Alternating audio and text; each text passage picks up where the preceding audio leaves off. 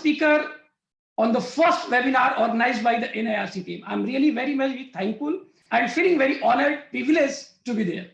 So before starting our today's topic, I just want to share one or two things that you, dear audience, please take care of that. One thing just I say to you, I try to name the companies in the form of A, B, C, D, because being a professional, I do not supposed to name the actual name of the firm. And rather than going to the theoretical portion, I more focused on the practical cases. How the practical cases unearthed by the department, what we as a professional need to do, as a professional, how I guide to the clients, and whether it is a fake or not, or how department comes to know. And the last one thing, just I request all the participants, please do respond in yes or no or any query in the chat box so that the session becomes more interactive. So before starting the topic fake invoice, the first query arises in your mind, what do you mean by fake invoice? Fake invoice का मतलब क्या होता है? ये कहीं act में कोई define है? Whether it is defined under GST law or any other act? My answer is big no.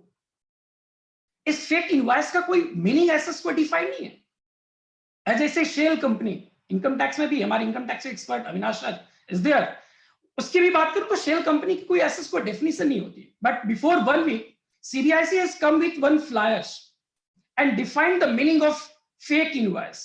क्या कहा उन्होंने फेक इनवॉइस की मीनिंग में? He simply say fake invoice means refers to a non-compliant GST. Fake invoice means non-compliant GST invoice. एक simple word में उन्होंने आम भाषा में लेमन में ये समझाने का प्रयास किया कि फेक इनवॉइस हम उसको कहते हैं जो जीएसटी में नॉन कंप्लायंट है. What do you mean by non-compliant? So knowing non-compliant, we need to understand some sections of the GST Act, like section 16 subsection 2, which talks about the eligibility conditions of the availing or utilizing ITC. वैसे most of the लोग ये जानते हैं, फिर भी मैं इसको repeat कर रहा हूं. सेक्शन 16 सबसेक्शन 2 क्या कहता है? You need to fulfill 4 conditions. If you fulfill all those 4 conditions exclusively, then you are eligible for the credit of the same. पहला condition, you must have a tax invoice in your hands. आपके हाथ में एक tax invoice होना चाहिए, यानी जो आप सप्लाई रिसीव कर रहे हैं, whether for the goods or the service, उसका आपके पास एक्चुअल इनवॉइस होना चाहिए. Number 2, you must have actually received the goods and services. जिस सप्लाई के लेकर के आपके पास, ठीक है, you have a tax invoice in your hand, but whether you have actually received that service or a goods or not, तो कह रहा है कि एक्चुअल में गुड्स और सर्विस आपको रिसीव्ड होना चाहिए. Number 3, from where you have availed the services or taken the goods, that supplier has made the payment of tax on it. And the last condition is that you have availed your ITC through returns as prescribed under section 39. फिर से मैं यहाँ पे section word use करूं, section 39, because अभी एक proposed amendment भी आया है, उसकी भी मैं डिस्कशन आपके साथ करूंगा. हमने कहा सेक्शन 16 सबसेक्शन 2 की अगर 4 कंडीशन आप फुलफिल करोगे तो आपको मिल जाएगा आईटीसी अवेलमेंट, आईटीसी यूटिलाइजेशन का राइट. नंबर 1, आपके हाथ में टैक्स इनवॉइस हो. नंबर 2, आपने एक्चुअली गुड्स और सर्विसेज रिसीव्ड किया हो. नंबर 3, आपका जो सप्लायर है उसने टैक्स पे कर दिया हो. टैक्स पे करने का हियर मींस रिटर्न्स कौन सा होगा टैक्स पे करने का? चैट बॉक्स में मुझे आंसर भी चाहिए. अगर मैं कहूं your supplier has made the payment of tax, so the payment of tax is made through which returns as prescribed under section 39 3B. Surely right. One of the answer is GSTR 1. Totally wrong. Just stop. One query I asked to all the participants, whether GSTR 1 is written under GST law. क्या GSTR 1 एक return है GST की law में? No. Answer is correct. GSTR 1 is not a return. It is merely a statement of outward supply. जब हम return की बात करते हैं as prescribed under section 39, तो यहाँ हम 3B की बात करते हैं. It means जिससे आपने सप्लाई लिया उस सप्लायर ने 3B फाइल किया, और 3B फाइल किया, इट मींस टैक्स पेड किया है. उसकी एक वेस्टेड राइट है कि जो उसकी एक्चुअल एलिजिबल आईटीसी होगा उस आईटीसी को क्लेम करेगा, और अगर कुछ आउटपुट लायबिलिटी कैश में करनी है तो कैश में करेगा। Without setup of the full tax through ITC और paid through the cash, he is not able to file the return 3B। इसका मतलब आपके सप्लायर ने 3B फाइल किया, इट मींस टैक्स पेड हो गया। नंबर 1 कंडीशन की भी मैं बात करूं, आपके हाथ में इनवॉइस है, हाँ जी है। लास्ट हमने कहा आपने रिटर्न में जो है उस आईटीसी को अवेल्ड किया है, यस मैंने भी अपने 3B में उस रिटर्न्स के थ्रू अवेल्ड किया है। अब जो सेकंड कंडीशन है साहब, that you must receive the goods and services actually. जितने भी केसेस बुक किए गए हैं उसकी 90%, मैं नहीं कह रहा हूं कि सभी केसेस इस पे ही बुक्ड है, बहुत सारे इसमें अभी इश्यूज हैं जिनको भी वो डिपार्टमेंट फेक मानता है, पर एक्चुअली वो फेक नहीं है। अभी हम लेटर उसको डिस्कस करेंगे 1-to-1 केसेस की। पर मोस्ट ऑफ द केसेस अगर देखें टोटल केस का 90% जो डिपार्टमेंट का मानना है कि आपने मेयरली एकोमोडेशन ऑफ बिल किया है, एक्चुअल में आपने कोई सर्विस, एक्चुअल में आपने कोई गुड्स रिसीव ही नहीं किया। Definitely I personally do agree, अगर आपने मेयरली एकोमोडेशन ऑफ बिल, आपने एक बिल की अरेंजमेंट किया, you do not receive any goods और services, definitely it is a fake, और डिपार्टमेंट का जो उस पर रुख है उस पर मैं कुछ नहीं कर। प्रॉब्लम यहां है बहुत सारे ऐसे सप्लाई हैं जो फेक नहीं है, एक्चुअल है, बट डिपार्टमेंट उसको फेक मानता है। So being a professional, being a businessman, हमें उसको कैसे रोकना चाहिए, हम उस पर अभी एक केस के जरिए आ रहा हूं। एक यहाँ पे एक प्रपोज अमेंडमेंट भी बीच में आपको डाल, हमने कहा चारों के चारों कंडीशंस हमने सेटिस्फाइड किया, हमारे हाथ में इनवॉइस भी है, हमने एक्चुअली गुड्स और सर्विसेज रिसीव किया, हमने टैक्स रिटर्न्स के थ्रू क्लेम करी और हमारे सप्लायर ने टैक्स पे कर दिया। अभी एक रूल 36(4) कई लोगों के लिए भी और हमारे लिए भी, सभी प्रोफेशनल और बिजनेसमैन के लिए एक परेशानी बना। उन्होंने एक कंडीशन कोट किया रूल्स के जरिए 36(4) के जरिए कि आपके 2A में जो रिफ्लेक्ट हो रहा है eligible ITC, you can avail as an ITC under 3B that shown under 2A plus 20%। Further उन्होंने रिड्यूस करके 10% किया and as of now it is 5%। Now, whatever the eligible ITC shown on your 2A, claim full ITC plus 5% of the buffer shown in 2A, subject to not exceeding actual ITC. अब इस पे लेकर के honourable high courts में कई लोगों ने इसके रीट भी डाले हुए हैं। There are two sets of opinion regarding that provision, Rule 36(4). One set of experts' opinion is that rules cannot overrule any act. अगर रूल के जरिए गवर्नमेंट डिपार्टमेंट कोई प्रोविजंस इंसर्ट करना चाह रही है जो एक्ट में प्रोवाइडेड नहीं है, ये ऐसा हो नहीं सकता। सो it is unconstitutional, it is wired. और इसी प्रोविजंस को ध्यान में रखते हुए उन्होंने कोर्ट में, ऑनरेबल कोर्ट्स में रीड डाला हुआ है। But one set of opinion is that if you read section 16 subsection 1, 16(1) क्या कहता है उसको आप ध्यान से पढ़ेंगे तो दो बातें सिंपली कहता है वो। नंबर 1, अगर आप आईटीसी क्लेम करना चाहते हो तो आपके पास रजिस्ट्रेशन होना चाहिए, means you must have registered tax person. अब अगर आप रजिस्टर्ड टैक्स पर्सन हैं तो आप क्लेम करेंगे। नंबर 2, आप जो क्लेम कर रहे हो आपके pertaining to business and profession होना चाहिए, एंड उसके साथ में एक वर्ड लिखा, and any other conditions prescribed. साहब जी, वन सेट ऑफ एक्सपर्ट का ओपिनियन ये है कि here the word any other conditions prescribed means वो हम कंडीशंस रूल्स के जरिए ला सकते हैं। इवन डिपार्टमेंट का भी कई जगहों पे हमारी जो वार्तालाप हुई, देखम चुने हम इसको मानते हैं here other conditions means the rules prescribed under the act. यानी 36(4) जो है वो कुछ नहीं है, 16(1) में जो बात लिखी गई है वही है। पर इसको लेकर के काफी टसल रहा। अब कहा कि प्रपोज्ड अमेंडमेंट में हम इससे निजात पाते हैं। उन्होंने डबल ए क्लॉज इंसर्ट कर दिया सेक्शन 16 सबसेक्शन 2 में, और क्या कहा, अगर एक लाइन में अगर मैं बात कहूं तो जो 36(4) रूल है ना उसको वैलिडेट कर दिया। मींस 4 कंडीशन के अलावा एक और कंडीशन, अभी हमने कहा था ना, आप अपने रिटर्न्स में क्लेम कर लो, सप्लायर टैक्स पे कर दिया अंडर सेक्शन 39, यानी 3B की बात हो रही है, 3 तो अभी फाइल ही नहीं हो रहा है। यहां पर कहीं नहीं लिखा है कि आपके सप्लायर ने GSTR 1 फाइल करेगा और आपके कोरस्पॉन्डिंग 2A में शो होगा, और अगर वो एलिजिबल होगा तभी आप उसको क्लेम करोगे। ऐसा कहीं एक्ट में नहीं लिखा, this is written in rule.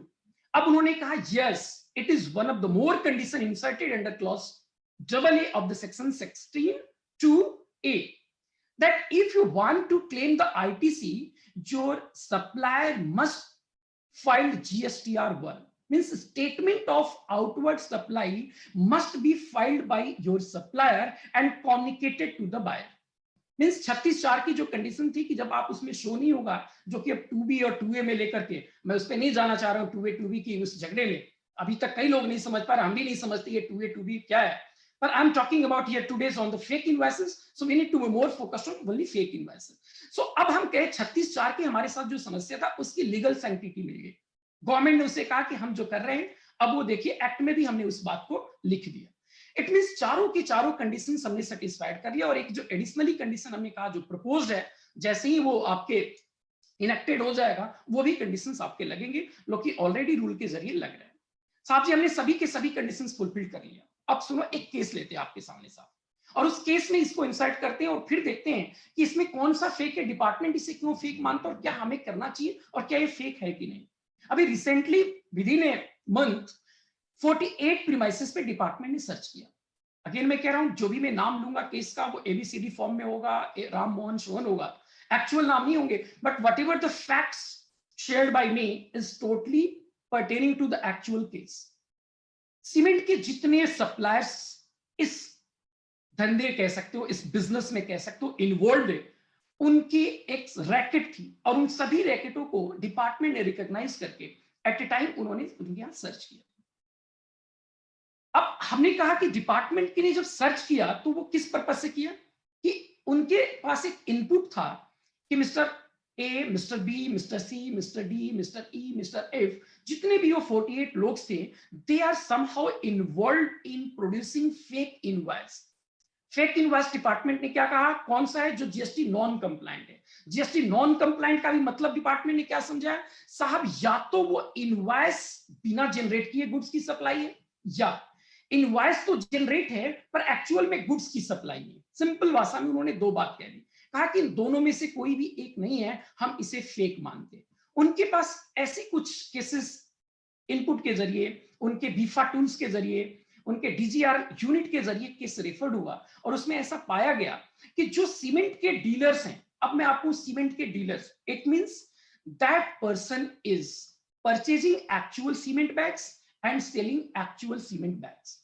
Means purchase तो उसकी एक्चुअल है, और एक्चुअल में जब उसको परचेज किया तो डेफिनेटली वो परचेज सेल भी हुआ होगा। तो डिपार्टमेंट को उसमें फेक एंगल कैसे लगा? सुनिए, एक बहुत कॉमन पार्लेंस नॉर्मली जो हमारे यूज भी होता है इंडिया में या हर शहर में, मैं कहूं इंडिया के जो भी ट्रेडर है, अगर सीमेंट की स्पेसिफिकली मैं एग्जांपल लूं, all the sales are not made through cheque. सभी के सभी सेल चेक से नहीं होते, अकाउंट पे पेमेंट नहीं होते। Most of the cement bags are sell in cash और इन अकाउंट पे। It is a mix of both account पे चेक एंड कैश, दोनों से ही सेल होता है। अब एज एन इंडिविजुअल अगर कोई मेरे जैसा व्यक्ति अपने घर बनाने के लिए किसी यूज के लिए सीमेंट बैग्स परचेज करने के लिए, मुझे टैक्स इन्वेस्ट की आवश्यकता नहीं है, आप भी अपने घर में, क्योंकि इसकी आईटीसी आपको अवेलेबल नहीं है।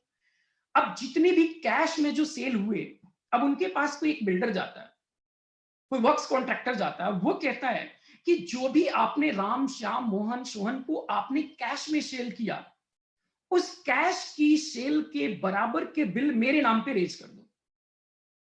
क्या करो, मेरे नाम पे वो रेज कर दो, और मैं आपके अकाउंट के थ्रू आपको आरटीजीएस करता हूं, और जिन्होंने कैश में बेचा वो कैश मुझे एक सर्टेन कमीशन कट करके लौटा दो। अब इस एग्जांपल में जरा ध्यान से देखिए, 16(2) की कौन सी कंडीशन सेटिस्फाइड नहीं है। हमने कहा नंबर 1 इनवॉइस, इनवॉइस तो बिल्कुल जेन्युइन है, वो एक्चुअल में सप्लायर भी है, पीछे उसकी परचेज भी जेन्युइन है, जिस व्यक्ति को क्लेम करना है वो अपने रिटर्न्स में लास्ट कंडीशन अवेल्ड करना है, अवेल्ड भी कर लिया। जो उसका सप्लायर है उसने 3B फाइल किया, 3B में उसने टैक्स पे किया, परचेज पे आईटीसी अवेल्ड किया, जो वैल्यू एडिशन किया उस वैल्यू एडिशन में कैश में पे कर दिया। But the second condition is not satisfied. बिल्कुल सही जवाब है कि उसमें सेकंड कंडीशन यानी गुड्स की, उस सीमेंट बैग्स की एक्चुअल डिलीवरी नहीं हुई, एक्चुअल में गुड्स की डिलीवरी नहीं हुई। अब इसको साबित कैसे करें? डिपार्टमेंट के पास ऐसे इनपुट कहां से आते हैं कि हुए या नहीं हुए? नंबर 1 ई वे बिल। साहब जी कई केसेस में तो ई वे बिल भी जनरेट हो जाते हैं। हाँ, उसमें कुछ गलतियां जरूर होती है, ई वे बिल जनरेट करते समय हम गाड़ी नंबर ही गलत डाल देते हैं। ऐसे केसेस में डिपार्टमेंट के लिए रियली प्रूफ करना टफ होता है, लेकिन डिपार्टमेंट इसमें क्या करता है, जैसे ही उसमें किसी एक व्यक्ति, कोई भी एक फर्म उससे एसोसिएटेड है, उसके किसी एक पार्टी पे उसने स्टेटमेंट के लिए बुलाया, और बंद कमरे में statement, all of you know उनका टेम्परेचर क्या होता है और बॉडी लैंग्वेज क्या होता है और वे ऑफ टॉकिंग क्या होता है, वो आपसे एक्सेप्ट करा लेते हैं। इवन कुछ ऐसी भी चीजें एक्सेप्ट कराते हैं जो एक्चुअल में नहीं है। लेट अस सी, इसमें मैंने कहा 100 बैग्स की इस तरह की सप्लाई हुआ, वो तो आपसे 200 बैग्स भी लिखवा लेते हैं। And once you accepted that I have merely accommodate a bill, the actual cement bags are not delivered. आ गया जीएसटी इनवॉइस की जो meaning.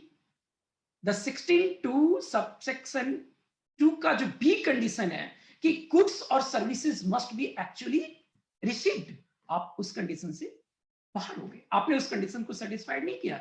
It means whatever you have claim as an ITC under your 3B is fake, और department इसको fake कर देता है। Personally अगर मैं भी मानूं सेक्शन 16 सबसेक्शन 2 की आपके बी क्लॉज को आप नहीं फुलफिल करते हो, इट इज अ फेक। अब सुनो इसमें प्रॉब्लम किन लोगों की हुई और उसमें हमें क्या करना चाहिए। जो नहीं किया उस पर मैं कुछ नहीं कह रहा हूं, जो गलत है डियर फ्रेंड्स, डियर कलीग्स, वो गलत है, no one can defend him. अब प्रॉब्लम क्या हो, सेम एंटिटी जिसने इस फेक इनवॉइस के काम में इन्वॉल्व थे, जो कैश में बेचा, वो किसी को एक्चुअल बिल दे करके उनके 2A में रिफ्लेक्ट कर दिया। उसी पर्सन से, उसी डीलर से कोई actual ABCD limited private company ने भी परचेज किया। अब इस बात को ध्यान से देखिए, डिपार्टमेंट यहां जो परेशान करता है वो आपको फाइट करना है। उसके पास उस व्यक्ति के स्टेटमेंट से, जिसने एक्सेप्ट कर लिया, या तो डीलर या जिसने सप्लाई लिया, ड्यू टू एक वर्ड आया third degree, but whatever third degree, I don't say like that, पर हाँ some harassment is there and he accepted that yes, I have merely taken a invoice, the goods or the cement bags has not actually received by me. Then they come to know that this firm is a fake firm. यद्यपि that firm is not a fake firm, क्योंकि वो actual में भी supply दे रहा है, उसकी purchases genuine है, उसके गोडाउन से, उसके सब कुछ जेन्युइन एग्जिस्टेंस है बिजनेस की। So how you say that it is a fake. अब ऐसे में जितने भी, ध्यान से वर्ड सुनना आप, जितने भी बायर्स उस फर्म से परचेज किए थे, उन्होंने जनरलाइज सबको नोटिस भेज दिया। समन ही वर्ड, नोटिस वर्ड में समन, सेक्शन 70 में कह दिया कि I have investing so and so firm and come to know that there is a discrepancies and fake ITC is to be availed by you, please produce your books of account and like that. आपको 70 में समन भेज दिया। जितने लोग, even if आप बिल्कुल actual में, मैंने कहा ना आपके अकाउंट पे ही वाले भी तो ट्रेडिंग होती है, और जो कैश वाले वो उन्होंने एकोमोडेशन किया, मैं उसकी कोई भी वकालत नहीं कर रहा हूं। If it is wrong, it is wrong, but problem वहां है जो रॉन्ग नहीं है, who has actually received the goods, who has actually availed ITC through 3B, your supplier has made tax over that and there is a tax invoice in your hands. And even मैं अगर कहूं additional condition जो double clause ये में डाला गया, वो condition भी सेटिस्फाइड करा, he has filed statement of outward supply and it is shown under 2A। So मेरी ITC आप कैसे कह सकते हो, मुझे आपने नोटिस भेज दिया, समन कर दिया, आप अपनी पूरी लेजर बुक लेकर आओ और आप इसको रिवर्स करो। साहब इसमें एक इंपॉर्टेंट बात आपको ध्यान रखना है, सेक्शन 35(1), सेक्शन 35 सबसेक्शन 1 की कुछ कंडीशंस हैं, वो आपको प्रॉपर्ली, कई बार ऐसा हमने देखा, जो मैं केस कह रहा हूं बिल्कुल लाइव केसेस है, I just not disclose the name of the parties, but there are so many parties, there are so many clients who received such type of summons. आपने किसी भी हालात में समन की रिस्पॉन्ड तो करना पड़ेगा, आपको रिप्लाई करना चाहिए, चूंकि हम लॉ ओबेडेंट सिटीजन है तो हमें लॉ को तो ओबे करना है, आप रिप्लाई जरूर करो। बट रिप्लाई करने के पहले कुछ चीजें ना, जब जैसे डिजिटलाइज हो गई, जीएसटी भी हम वेबसाइट बेस्ड है, कुछ चीजें हम भूल जाते हैं।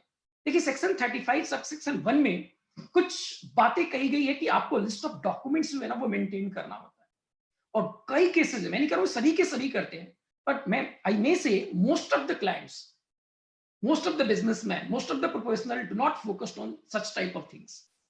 आप अपने को क्लाइंट को कहें कि 35(1) की जो कंडीशन है, लिस्ट ऑफ डॉक्यूमेंट्स रिक्वायर्ड, वो आप जरूर मेंटेन करो। लाइक नंबर 1, अगर आप प्रोडक्शन कर रहे हो, मैन्युफैक्चर कर रहे हो, तो आपके पास प्रोडक्शन और मैन्युफैक्चर की प्रॉपर मेंटेनेंस होना चाहिए, गुड्स की books, inward outward supply service की या गुड्स की किसी की हो, उसकी प्रॉपर डॉक्यूमेंटेशन होना चाहिए। स्टॉक रजिस्टर, अब जैसे इसमें अगर बात करूं हमारे केस में, स्टॉक रजिस्टर बहुत वाइटल रोल प्ले करेगा। अगर आपने सीमेंट परचेज करके लाया तो आपका कोई गोडाउन होगा, कोई स्पेस होगा जहां पे उसको आप रिकॉर्ड करती, उस स्टॉक रजिस्टर में आपने किस पर्टिकुलर डेट को कितने बैग्स ऑफ सीमेंट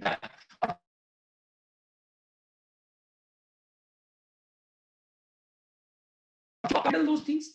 So आपका वो स्टॉक रजिस्टर वहां एक क्रूशियल रोल अदा करने वाला है, क्योंकि डिपार्टमेंट ने किसी 2-4 लोगों के उसके द्वारा फेक इनवॉइसेस इशू कर देने की वजह से आपको भी वो फेक मान बैठा है। और जब आपको भी फेक मान बैठा है तो आपको भी उसी नजरिए से देखता है जैसे वो फेक वाले को मान के बैठा है। तो इसके लिए आपके पास हथियार क्या है? एविडेंसेस, आपके डॉक्यूमेंट्स। और वो डॉक्यूमेंट्स कौन है? जो हमने कहा सेक्शन 35 सबसेक्शन 1 में प्रिस्क्राइब्ड है। You must fulfil all those documents that you need to be maintain. आपके 35 में जो कोई भी डॉक्यूमेंट मेंटेन करने की आवश्यकता है, आप डेफिनेटली उसको मेंटेन करें। यही एविडेंस के रूप में वहां काम आएगा। ठीक है, उन्होंने समन किया, आप अपनी रिप्लाई कीजिए। उनका काम है कहना, कहने दो। वो तो अभी देखो, अभी 73 74 पे भी मैं आ रहा हूं। उसको वो 73 नहीं, वो फेक आते कहते हैं it is a wilful misstatement, fake, it is covered under 74। और 74 वर्ड कहते हैं। मैं एक और सेक्शन आपको जरा सा ब्रीफ कर दूं। Section 17 subsection 5, 17(5) block credit. I think most of the chartered accountant, most of the professional सभी जानते हैं इसको। उसमें अगर आप ध्यान से पढ़ेंगे तो वहां कह रहा है कि एनी टैक्सेस पेड, तो होता वही ना, recovery of tax. Any taxes paid under section 74 ITC is not allowed. अगर आपने सेक्शन 74 में कोई टैक्स पे कर दिया, उसकी आईटीसी नहीं अलाउड होगा आपको। अब सोचो, आपने सेक्शन 16 सबसेक्शन 2 की सारी कंडीशन सेटिस्फाइड किया, आप एक्चुअल में गुड्स भी लिए, बिल भी है, सब कुछ है। चूंकि आपका वो डीलर कोई फेक इनवॉइस भी इशू कर दिया और आपके पास नोटिस आ जाता है, समन आ जाता है, और आपको भी दबाव दिया जाता है कि आप इस आईटीसी को रिवर्स करो, और वो रिवर्सल किस में करो? आप 74 में करो। पहले तो रिवर्सल ही नहीं बनता है। लेकिन डिपार्टमेंट ये क्या कहना है? Since that firm is fake firm and you have availed the credit from the same firm, then it is comes and falls under the meaning of fake invoice. और fake invoice है तो आपको क्या करना पड़ेगा? इसको रिवर्स करना पड़ेगा। और रिवर्स किसमें? 74 में। और हमने कहा 74 आते पहले तो ITC disallow. Number 2, rate of interest 24%, penalty 15% तो मिनिमम होगा। शोकोज हो गया 30 दिन के अंदर 25, अदरवाइज ये 100% तक जा सकता है। एक एक्चुअल बिजनेसमैन एक्चुअल परचेज किया, अगर उसका सप्लायर कोई गलती करता है, उसके लिए आप बायर को कैसे? अगर मैं पीछे की प्रीवियस प्री जीएसटी पीरियड की बढ़ो, there is a case in Supreme Court, Eicher Motor, बहुत वेल सेटल्ड लॉ है। आइसर मोटर केस में ऑनरेबल सुप्रीम कोर्ट ने कहा कि how you liable the buyer if the buyer has made the payment to the supplier. अगर buyer ने सप्लायर को tax का पेमेंट कर दिया है, तो आप बायर को लायबल कैसे कर सकते हो? Here the fraud is, here the fraudulent done is by supplier. So आप सप्लायर को करो, बायर को क्यों कर रहे हो? नो डाउट अभी जीएसटी लॉ में ऐसा कोई भी इस तरह के वर्डिक्ट नहीं आया final. There are so many interim instructions are given by the honourable courts. अगर मैं इसी केस में बात करूं तो एक और भी ऐड कर रहा हूं। पिछले फैब में एक अभी इंटरिम इंस्ट्रक्शन आया ऑनरेबल गुजरात हाई कोर्ट के द्वारा भूमि एसोसिएट्स में। अब हमने कहा कि किसी प्रीमाइसेस पे, और लेटेस्ट उसी सीमेंट वाली ट्रेडिंग की बात कर रहा हूं, उस फर्म पे पहुंचे, उनके यहां सर्च हुआ। सर्च के दौरान ही वो एक अमाउंट कैलकुलेशन करते हैं और कहते हैं ये आपका फेक है। उनके मन में जो आया, उनकी जो ओपिनियन कही, उनको जो फैक्ट्स दिखे, ठीक है, उनका अपना एक ओपिनियन हुआ, they are free to say, but हमें भी तो अपना ऑल्टी आइटम पार्टन, I have also right to say something. अब वो आपकी सर्च के दौरान सेक्शन 67 में आप सर्च किए उस पार्टी के, और ड्यूरिंग सर्च आप उसको दबाव बनाते हैं कि since you have made a fake ITC of amount rupees so and सो, आप अभी के अभी इतने से इतनी अमाउंट आप जमा करो, और अगर नहीं जमा करते हो तो हम आपको अरेस्ट भी कर सकते हैं। 69, 122, 132 की प्रोविजन आप इन्वोक कर देंगे। और चूंकि अगर अमाउंट आईटीसी की फ्रॉडलेंटली 5 करोड़ से एबव है तो वहां आपकी अरेस्टिंग बन जाती है। भूमि एसोसिएट्स में गुजरात हाई कोर्ट ने इंस्ट्रक्शन दिया कि कभी भी ड्यूरिंग द सर्च आप डीआरसी 03 जो चलान जमा करा के आप उसको एडजस्ट कराते हो, ड्यूरिंग द सर्च पीरियड आप डीआरसी 03 नहीं जनरेट करा सकते। But it is not a final verdict, it's not for the general, it is a interim instruction in a particular case. But इस तरह कोर्ट में जब ये मैटर जा रहा है, कोर्ट को ये बात समझ रहे, department is not agree to understand such type of things. अब जैसे ही हमने कहा कि आपने सीमेंट की बैग्स भी लाया, आप सब कुछ है, उस डीलर ने कुछ गलतियां की और उस गलती की वजह से आपको लायबल होना पड़े। माय डियर फ्रेंड्स, आपको एक्सेप्ट नहीं करना है, नहीं करना है किसी भी हालात में। अब एक सवाल आता है, सर ये ओरल कहना बड़ा आसान है, वेबिनार में आप ऐसे कह दे रहे हो, जब सर्च होता है उसकी स्थिति कुछ और होती है, वहां हम कुछ कर नहीं सकते। एग्रीड बॉस, मैंने माना कुछ ऐसी स्थिति हो तो साहब एक काम करना, वहां कभी भी 74 में नहीं जमा करो। पहली बात तो आपको जमा नहीं करना, पर 0.1% हम ये मान लेते कुछ ऐसी स्थिति बनी जहां पे आपको लगता है कि डिपार्टमेंट ने जो क्वांटिफाई किया amount, that amount is more than 5 crore, तो वहां उनके पास एक बहुत बड़ा राइट मिला है कि आपको अरेस्ट कर सकते हैं, because payment is also voluntary. वो इनडायरेक्टली आपको प्रेशराइज जरूर करते हैं, पर लिखित रूप में आपको वो नहीं कह सकते that you have to make the payment, payment is always voluntary. तो वो क्या कह रहे हैं, अरेस्टिंग कर देंगे। साहब ठीक है, आपको लगता है कि ये रॉन्ग है, तो पहली बात आप जब जमा करो तो 73(5) में करना, 74 में कभी भी नहीं करोगे आप। क्यों? क्योंकि आपका केस फेक का है ही नहीं। अभी एक और केस भी आ रहा हूं जो डिपार्टमेंट मानता है फेक है, पर एसएससी एंगल से वो फेक नहीं, और इवन मैं भी मानता हूं फेक नहीं है, उस केस पे भी मैं आ रहा हूं। सो अगर आप किसी ऐसे बायर से, सॉरी सप्लायर से बाई कर रहे हो, ऐसे सप्लायर से कुछ सर्विसेज रिसीव कर रहे हो जिसकी किसी पार्ट पे कोई भी डिस्क्रिपेंसीज है, उसके लिए एज ऑन डेट में डिपार्टमेंट आपको भी उतना ही लायबल मानता है। वो कहता है there is a collusion between you and that supplier, मिली भगत है, उसने फ्रॉड किया तो आप भी फ्रॉड हो। जबकि उसके पीछे की अगर ध्यान से देखो तो उस फर्म ने परचेज भी तो सीमेंट के बैग्स किए, और जब सीमेंट के बैग्स परचेज किए तो डेफिनेटली किसी को सप्लाई की। अब वो सप्लाई मुझे हुआ, किसको हुआ, नहीं हुआ, ये बीइंग अ बायर, मैं तो कोई इन्वेस्टिगेटिंग एजेंसी नहीं हूं। So how I come to know कि वो किसको एक्चुअली में सप्लाइड किया और किसको एक्चुअल में सप्लाई नहीं किया। तो किसी भी हालात में पहली बात आप रिस्पॉन्ड जरूर करेंगे समन को, आपके जो भी डॉक्यूमेंट्स है। और हमने कहा सबसे इंपॉर्टेंट बात आपके लिए जो 35(1) की प्रोविजन है जो मेंटेन करने का, आपके लिए वही एविडेंस है। अगर आपके पास वो प्रॉपर रिकॉर्ड है, आई डू एग्री कि आप डिपार्टमेंट को दोगे, डिपार्टमेंट को मानना ही पड़ेगा। बट टू सर्टेन एक्सटेंट हमने माना किसी स्थिति में उन्होंने दबाव बनाया, तो आप 74 में कभी भी नहीं एक्सेप्ट करोगे। करते फिर तो आपने अपने हाथ पैर कहते ना बांध लिया। और इसका अभी और रिपरकेशन सुनो जी, अगर आपने 74(5) में जमा कर दिया, अब जरा इसी केस में आते हैं जो पहले एग्जांपल लिया था, जिसने मेयरली एकोमोडेशन ऑफ बिल किया था, जिसको कैश में बेचा था, उसको सप्लाई बिल का कर दिया, एकोमोडेशन ऑफ बिल कर दिया। It is a matter of fact definitely, क्योंकि 16(2) की कंडीशन सेटिस्फाइड नहीं कर रहे हो और डिपार्टमेंट कह रहा है फेक है, और एक्चुअल में गुड्स आपने रिसीव किया नहीं। अब इसके रिपरकेशन सुनो। नंबर 1, आपकी पूरी की पूरी आईटीसी रिवर्सल होगी, जिसकी क्रेडिट कभी मिलेगा ही नहीं। Rate of interest is 24%। Penalty अगर at a time voluntary close कराना चाहते हैं matter, then 15%। And if any expense is illegal, 74(5) means यहां पे वर्ड में इलीगल यूज कर रहा हूं, फेक यूज कर रहा हूं। अब जरा इसके रिपरकेशंस इनकम टैक्स को भी आप समझिए। If it is illegal expense, fake expense, ungenuine, illegitimate expense under GST, then definitely under section 37 of the income tax, ये expense भी क्या होगा, आपका disallowed होगा। और आज नहीं कल ऑलरेडी सीबीआईसी और सीबीडीटी के बीच में डेटा शेयरिंग शुरू हो चुका है, डेटा माइनिंग होगा, वो लिस्ट निकाले जाएंगे कौन कौन से लोग हैं जिन्होंने फेक इनवॉइसेस क्लेम किया है। वो सभी के सभी जितने फेक इनवॉइस यानी जितने लोगों ने टीआरसी 0374(5) में, और वो 2 मिनट का काम है सिस्टम से कि 74(5) में कितने लोगों ने टैक्स जमा कराया, उनका एक लिस्ट निकल के आएगा। उन सभी लिस्ट को शेयर कर दिया जाएगा किसके साथ, इनकम टैक्स डिपार्टमेंट के साथ। इनकम टैक्स डिपार्टमेंट आपको कहेगा आपका ये एक्सपेंस तो क्या है, इलेजिटिमेट है, फेक है, तो आप इसको क्या करो, एड बैक करो, और उतने पे आप मुझे टैक्स, इंटरेस्ट, पेनल्टी, व्हाटएवर वो इनकम टैक्स की प्रोविजंस के हिसाब से भी लगेगा।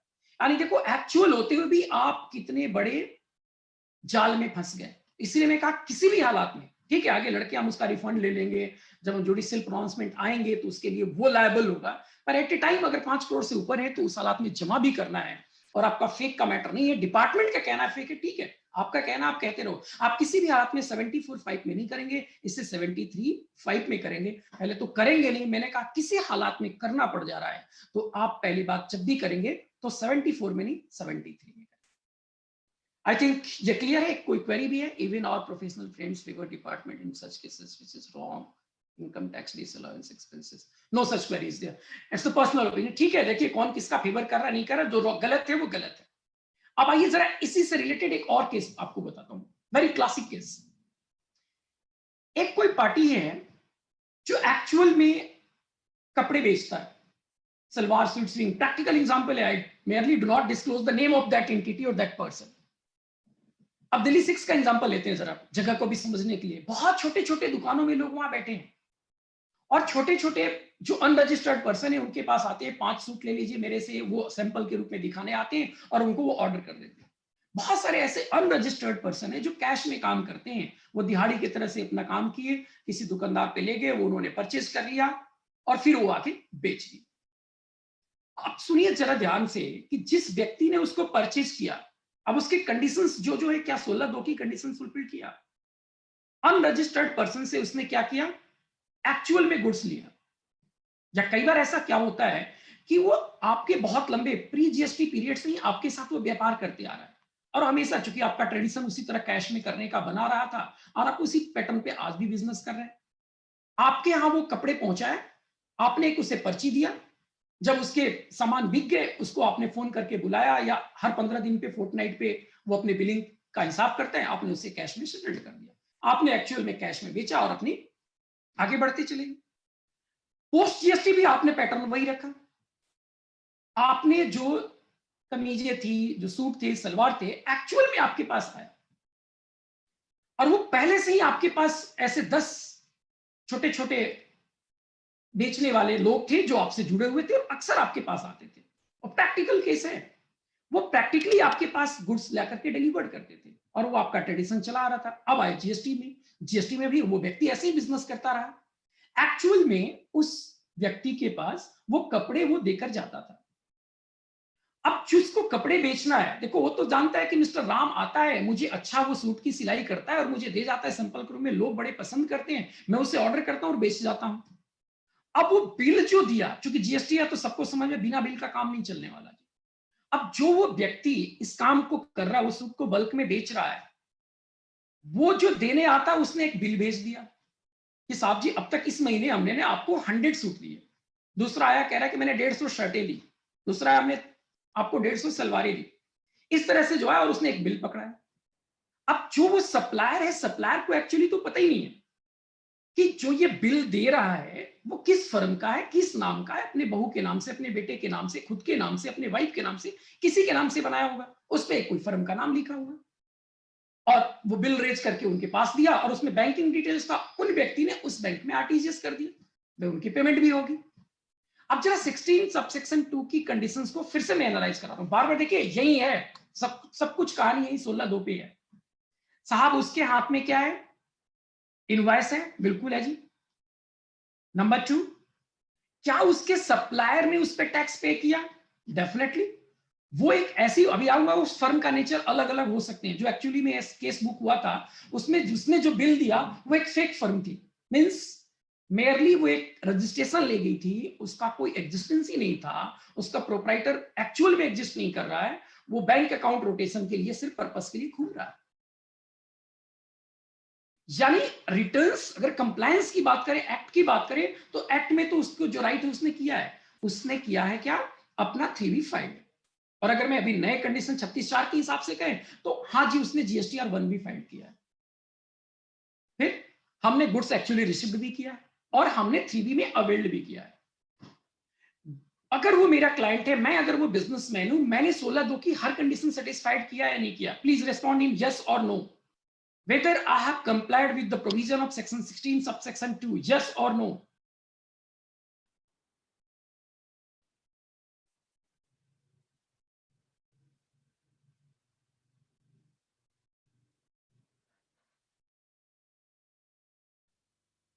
Yes, उसने सभी के सभी कंडीशंस क्या किया है? फुलफिल किया है, definitely. But department is saying that it is a fake invoice. Department का कहना है कि ये जो आपने इनवॉइस लिया है और ये जो आईटीसी आपने क्लेम किया है, that is of fake invoice. अब उसका क्या एंगल है, जरा ये समझिए ध्यान से। वो क्या कह रहा है, डिपार्टमेंट का एंगल यहां समझिए। जिस फर्म से आपने परचेज शो किया है और आईटीसी क्लेम किया है, वो लाइफ टाइम में कभी आज तक उसने तो शर्ट परचेज ही नहीं किया। नेवर परचेज एनी क्लॉथ्स, कभी सलवार सूट एंड कमीज जो भी आपने परचेज किया, that never purchase such type of clothes. They do not have any actual premises of business. कोई गोडाउन नहीं है, there is no any godown. So if you have made a purchase from such type of firms which is not actually exist, not doing actual business, then it is a fake. जो कि fake के meaning में इन्होंने समझा. If it is GST non compliant, it is a fake invoice. But if I am talking about the client points of view, yeah, there is some procedural mistakes. I'm not saying blunder, it is a mistake.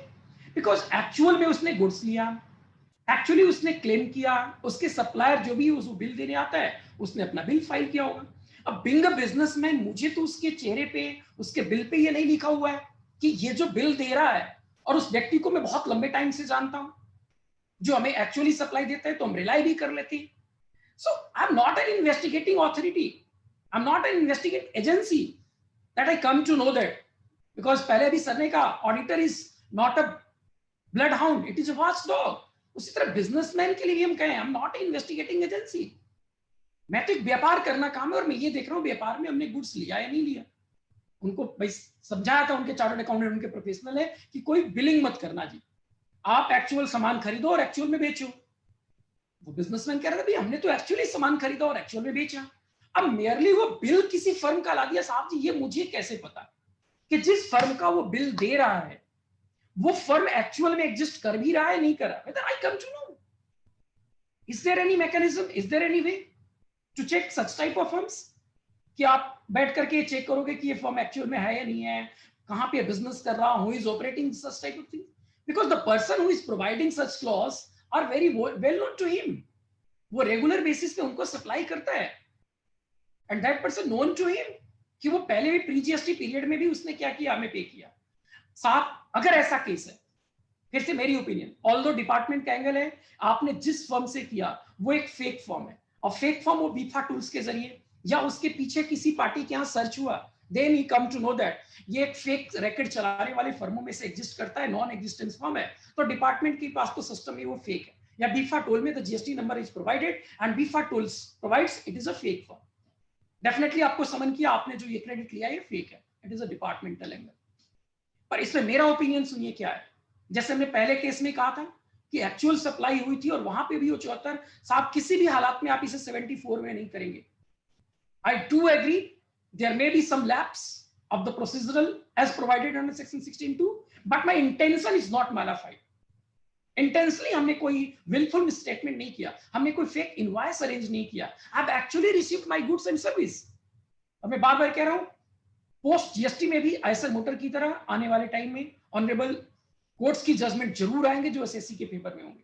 अगर कोई supplier गलती करता है तो supplier will be liable for the same. Buyer को आप कैसे liable कर सकते हैं? सो इस स्थिति में भी, even if you do not possess a genuine invoice, I am using genuine, I am not saying fake invoice, because department के एंगल में वो फेक है, पर थोड़ी समाउ आप कह सकते हो in generalized language, it is not a genuine invoice, but you have received actually goods and services, you do not accept under 74. 74(5) में आप इसे एक्सेप्ट नहीं करेंगे. अगर आपको लगता है डिपार्टमेंट आपसे टैक्स मांग रहा है, आपने कोई डिस्क्रिपेंसीज की, क्योंकि डिपार्टमेंट के भी यहाँ हाथ कह रहे हैं, उनके पास मिलोगे, कहेंगे since you have violated the provision of section 16 subsection 2, ये तो फेक है, तो फेक का केस है, तो आपको टैक्स जमा करना पड़ेगा. आपको ऐसी स्थिति में अगर टैक्स जमा करना पड़ेगा, फिर से मैं कहूँ, please deposit the tax under section 73(5), never deposit under 74(5). आप 74(5) में नहीं करेंगे. मैं बता चुका हूं what are the repercussions if you deposited such type of tax under 74(5). So always pay taxes under 73(5) if such type of things are going on. If it is a fake, फिर मैं नहीं आपको सलाह दे रहा हूं, फेक तो fake है. If it is fake, fake का मतलब यही जो हमने पहले एग्जांपल में दिया कि वो बिल का एकोमोडेशन किया, सीमेंट बैग्स एक्चुअली नहीं हुआ. It is a pure clear cut a matter of fake invoice. So definitely the tax will be levied under section 74(5). But in the latter example that I have taken of the cloth selling, it is not a matter of fake. It is not a case of fake invoice because I have actually received the goods. And if you have actually received the goods, it is not a fake invoice. So deposit the tax. Department आपको छोड़ेगा नहीं. You have to deposit, but that deposit should be under 73(5). आप उसे कभी भी 74(5) में नहीं करेंगे. मैं आपको रीजन बता चुका हूं कि क्या वो रीजन है. ठीक है सर, हमारे जमा करने से नहीं, डिपार्टमेंट अग्री नहीं करेगा. If I deposit the tax under 73(5), department will not accept it. नहीं करने दो. You have right to fight. Department को जुडिशियल तो है नहीं, आप जो कर रहे हो वही सही है. That is, court will decide whether I am wrong or not.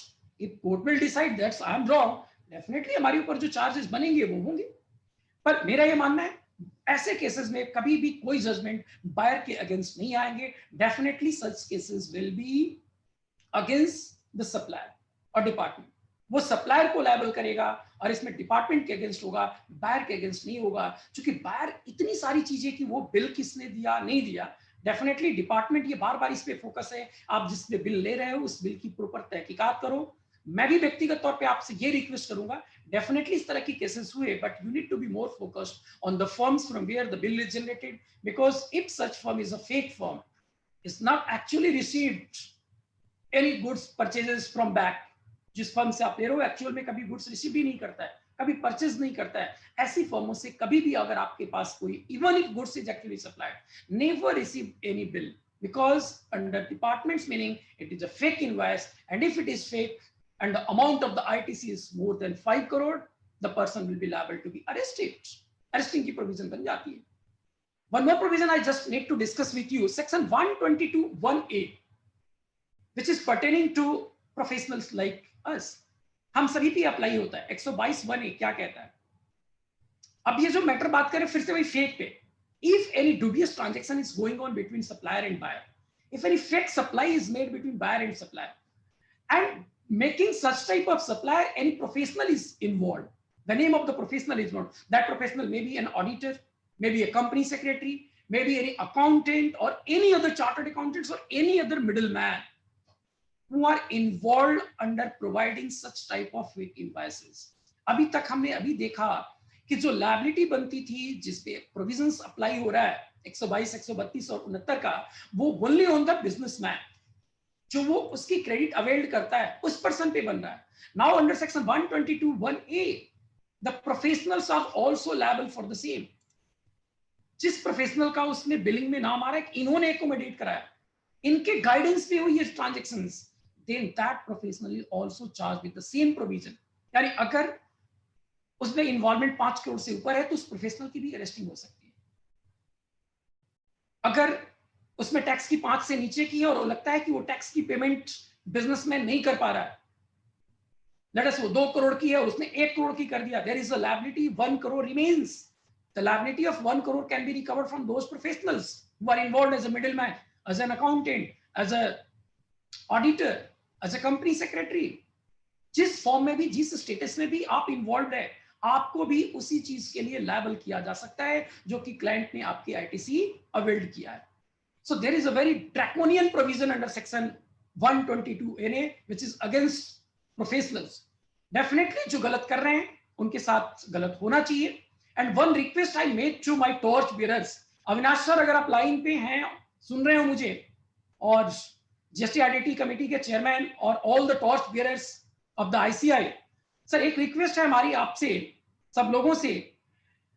Daily basis पे I just come to know that in a newspaper so and so chartered accountant ऐसे, mister so and so chartered accountant are arrested, and under so many cases we come to know that that guy, that person is not a chartered accountant. So please put a counter press release in that local newspaper जहां पर भी वो publish हो रहा है कि that guy is not a chartered accountant, because department easily जो defame करने पे लगा है, हम प्रोफेशनल्स को लगा है. सो हम रिक्वेस्ट करेंगे अपने टॉर्च बियरर से कि जब कभी भी इस तरह की कोई घटना होती है जो चार्टर्ड अकाउंटेंट एक्चुअली नहीं है, पर जब प्रेस ब्रीफिंग मीडिया में जब की जाती है डिपार्टमेंट के द्वारा, उसे चार्टर्ड अकाउंटेंट बताकर कर दिया जाता है, अगले दिन उसकी हेडिंग में सीए वर्ड जरूर रहता है. So it gives a negative repute to our profession, our fraternity. So I just request our torch bearers, please, अपने लेवल पे हम गवर्नमेंट को लोग कह रहे हैं करना चाहिए, पर इस तरह की चीजें अभी भी रुकी नहीं है. So my humble request to all the torch bearers, आप इसे काउंटर न्यूज जरूर दें ताकि पब्लिक के बीच में ये मैसेज एक्चुअली जाए कि that guy, that person involved is not a chartered accountant, has falsely or by whatever the intention he is using as a chartered accountant, and department also saying that he is chartered accountant, but actually he is not a chartered accountant. Anyway, next inquiry, defamation case may be filed against GST department. साहब जी defamation case कर सकते हो, कहाँ GST department से अपने actual case तो हम लड़ नहीं रहे, defamation case कहाँ पर? हाँ, yes, आप right.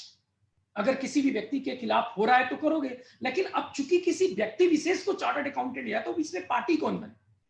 There may be a locus for the same. Anyway, we will derail from the topic.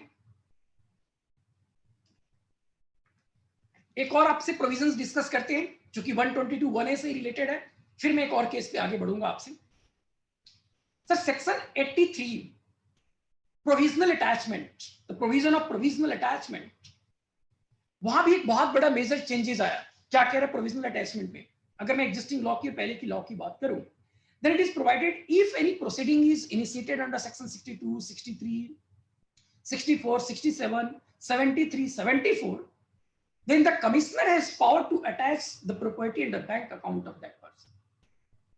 Now it is amended and written, if any offenses covered under chapter 12, 14 and 15,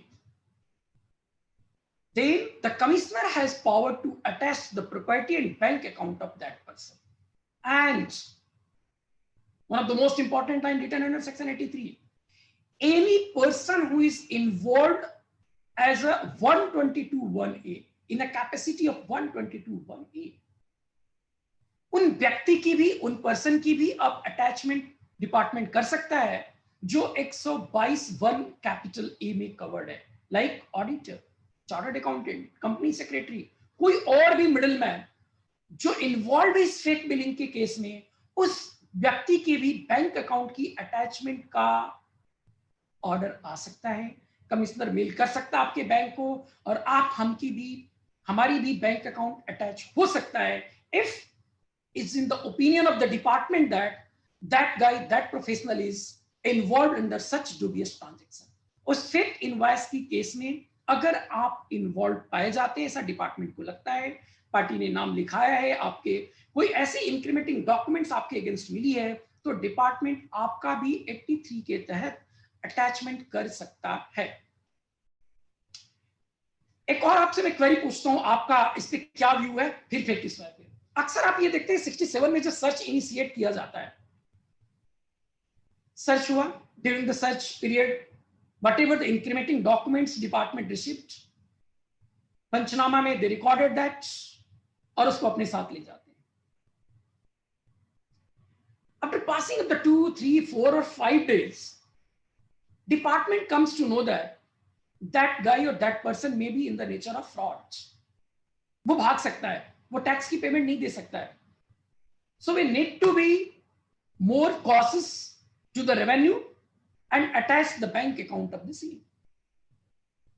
search complete होगी, conclude हो गया, department के बंदे चले गए, उसके 2 दिन बाद उनकी आपस में मीटिंग होती है, and they have decided that the account of that entity must be attached.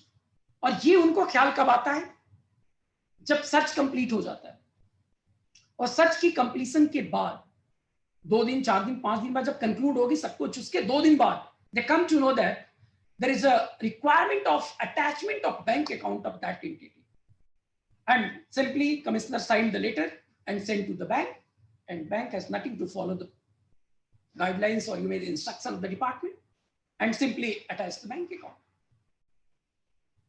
In so many cases we come to know that, we see that the provisions mentioned under that letter is wrongly mentioned.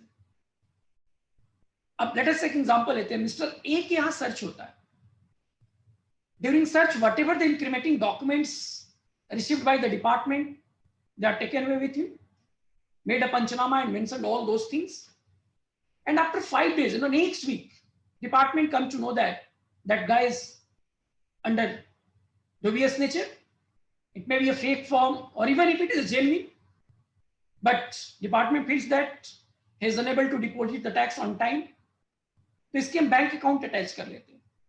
5 दिन बाद उन्होंने एक letter लिखा, and they mention that the bank account of that person is should be attached under section 74। अब मैं आपसे एक answer चाहूंगा, डिपार्टमेंट ने बैंक को पत्र लिखा, लेटर लिखा that the account of so and so entity should be freeze under section 74। क्या हमारे जो भी एग्जांपल हमने लिया, can department do so? Yes or no?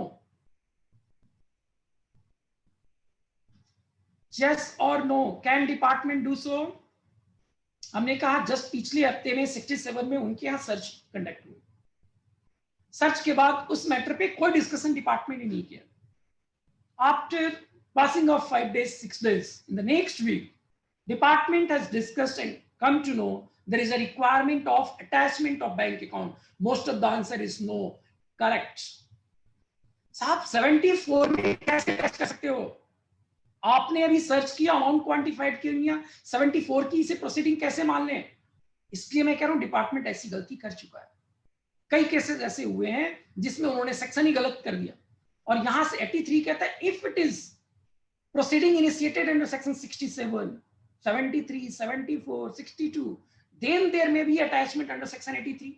अब अभी आपने सर्च किया, ठीक है, 67 में हो सकता है, अभी उससे भी आऊंगा कि कितने पीरियड में हो सकता है, आपका क्या ओपिनियन है? 74 में कैसे कर सकते हो? 74 की प्रोसीडिंग कैसे मान ले अभी? सो ऐसी भी गलतियां हो रही है। इसके पास एक ही ऑप्शन है, आप कोर्ट जाते हैं और कोर्ट से डेफिनेटली आपको रिलीफ मिलता है। बहुत सारे केसेस में इस तरह के रिलीफ मिले। Even honourable Delhi high court, Gujarat high court ने भी इस तरह के केसेस में रिलीफ दिए हैं। उनके बैंक अकाउंट डिफ्यूज हुए, उन्होंने आपने रॉन्गली फ्रीज किया, 74 की प्रोसीडिंग से ही नहीं मानी जाएगी। अब आते हैं 67 की साफ प्रोविजन। सर्च तो हुई, बट सर्च के दौरान ऐसा कोई इंस्ट्रक्शन और ऐसी कुछ बातें डिपार्टमेंट के द्वारा नहीं कम्युनिकेट होता है। After completion of conclusion of search, search complete हो गई, क्या उसके 2 दिन बाद, 5 दिन बाद वो पत्र लिखते हैं और वहां 67 करते हैं, whether department can do so, yes और नो? अब मैं कह रहा हूं जो वो अटैचमेंट कर रहे हैं वो 67 में कर रहे हैं, but that attachment letter given to the bank after the passing of 1 week, can department do so? Yes, no, mixed up answer. Department कर रहा है, कर सकता है। फिर यहां पर भी देखिए, there is a 2 sets of opinion. One set of opinion is that if there is a search going on, there is a time period for that search, और अगर सर्च की प्रोसीडिंग चल रही है, उस प्रोसीडिंग के पीरियड में अगर करोगे, हम मानेंगे कि yes, this attachment is a valid attachment as done by the department. If the search has been concluded, other set of opinion is that कि आपने सर्च तो कंक्लूड कर लिया, and after that we'll do, इसका मतलब हुआ ये आपका जो लेटर है वो इम्पंग लेटर है, ये अनलॉफुल है, आपका सर्च कंक्लूड हो गया. So how you are saying that there is an initiation or proceedings under section 67? So there are different sets of opinion is there. Just I come to the another case. एक बहुत important case book हुआ department के द्वारा, और सुनिए उसमें कैसे वो पकड़े और क्या उसमें टैक्स की इवेजन कैसे हुई थी. एक बहुत ही रिनोन बिल्डर था, और वो बिल्डर देखते हो कि मोस्टली इस तरह की स्कीम आपके भी मेल पे, आपके मोबाइल पे मैसेजेस आते हैं that if you invest in our project of amount rupees so and so, you will get some certain amount of assured return. अगर आप हमारे इस प्रोजेक्ट में कुछ इन्वेस्ट करते हैं तो आपको एक एश्योर्ड रिटर्न दिया जाएगा.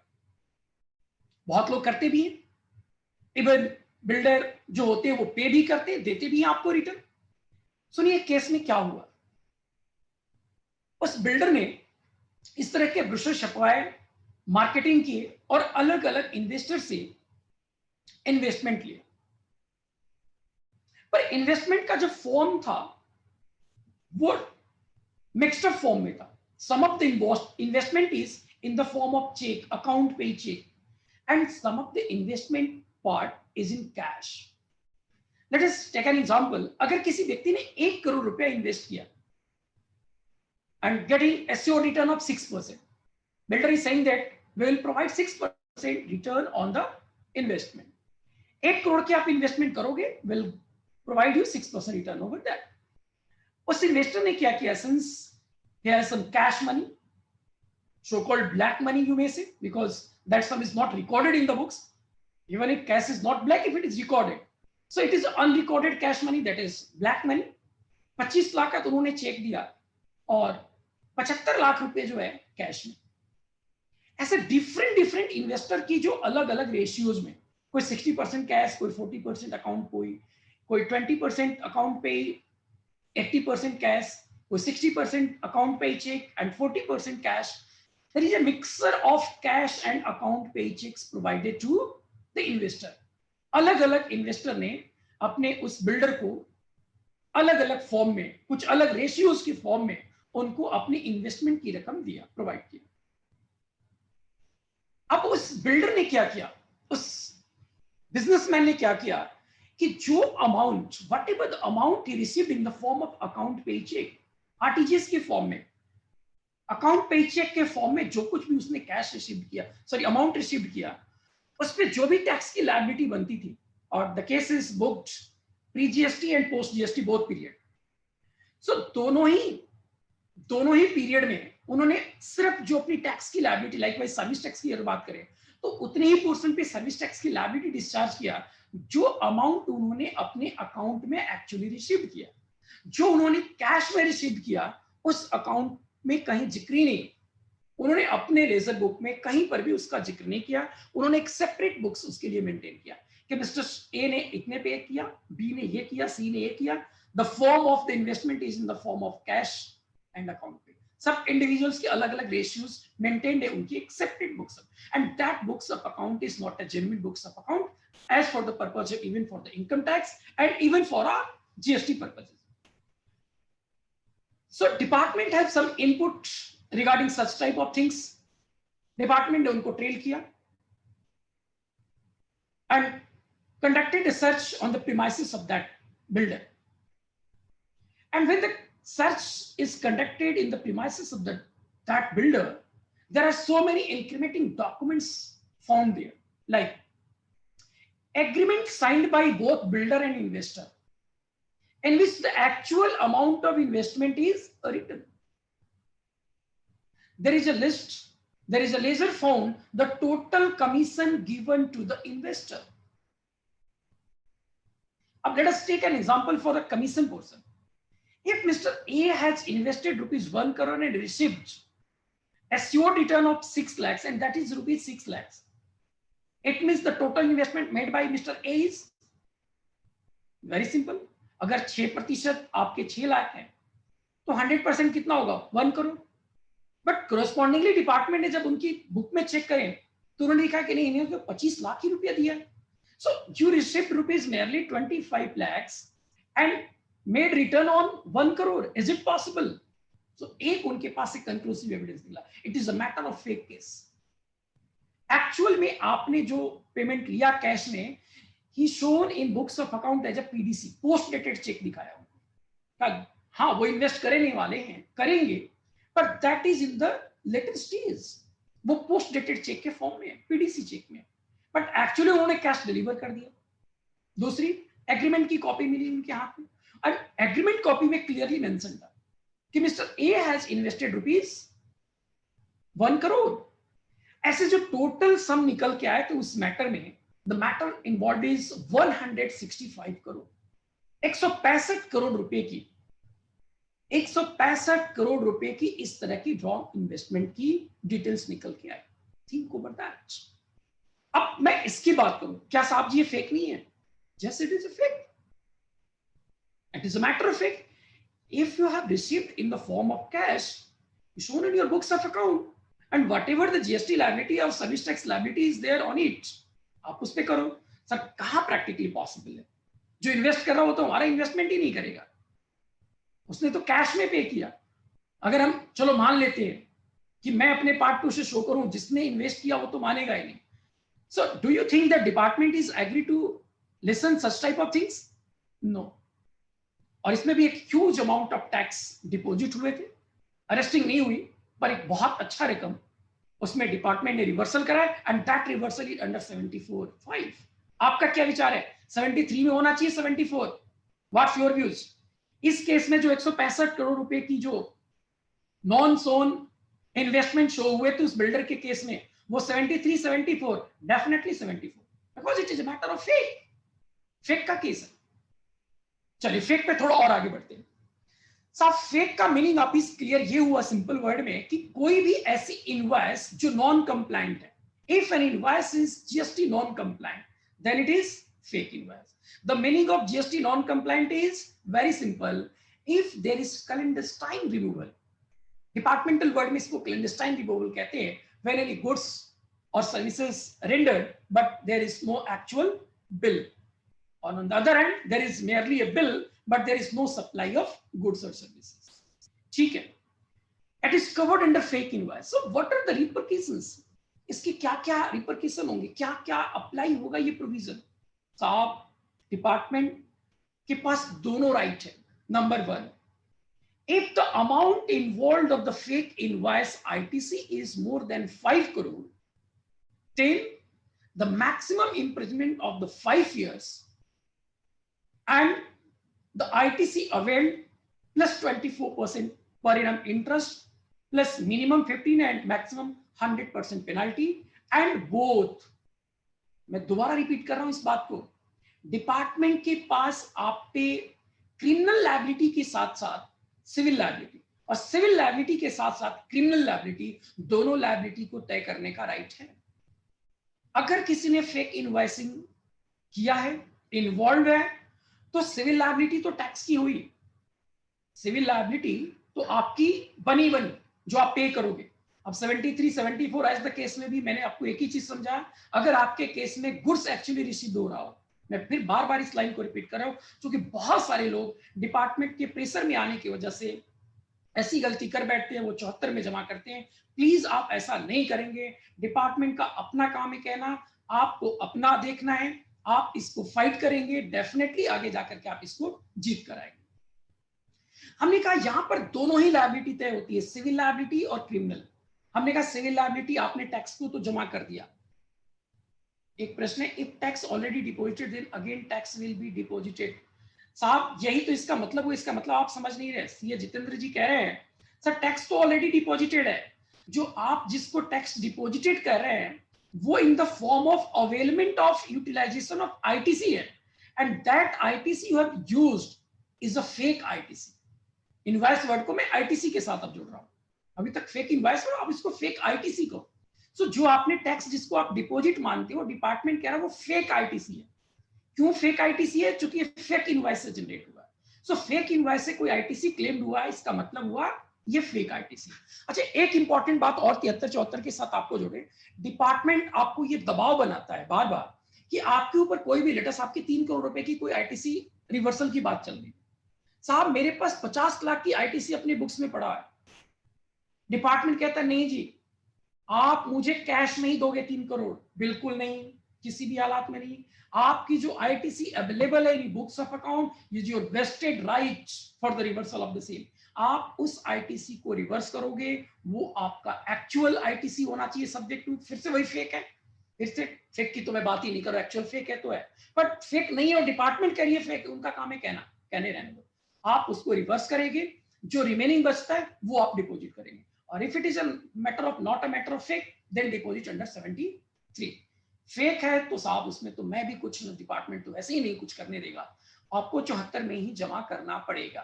आइए, हमने कहा आपने टैक्स सिविल लायबिलिटी तो कर दिया, तो क्या साहब जी क्रिमिनल लायबिलिटी भी बनेगी क्या हमारे ऊपर?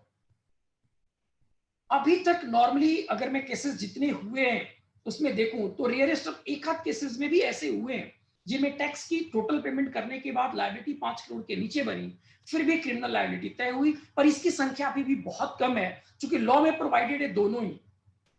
लॉ में प्रोवाइडेड है आपको सिविल लायबिलिटी करते आप फ्री नहीं हुए, आप पे क्रिमिनल लायबिलिटी 5 साल तक के रिगुलर इम्प्रिजनमेंट होगा. और दोनों बस सिविल लायबिलिटी के साथ साथ आपको क्रिमिनल लायबिलिटी के लिए भी तैयार रहना होगा. पर प्रैक्टिकली 99.99 केसेस में जहां कहीं पर भी अपने सिविल लायबिलिटी डिस्चार्ज कर दिया, इट मींस टैक्स की पेमेंट कर दिया, तो ऐसी केसेस में डिपार्टमेंट भी नहीं चाहता कि आपको क्यों बेवजह की करे. पर एक आध ऐसे rarest of the rare case सुनने को जरूर आए जहां पर उन्होंने टैक्स की पेमेंट कर दिया, टैक्स की पेमेंट रिड्यूस होकर के बिलो 5 करोड़ आईटीसी के अमाउंट आ गया, तो भी उनको बिहाइंड द बार किया गया.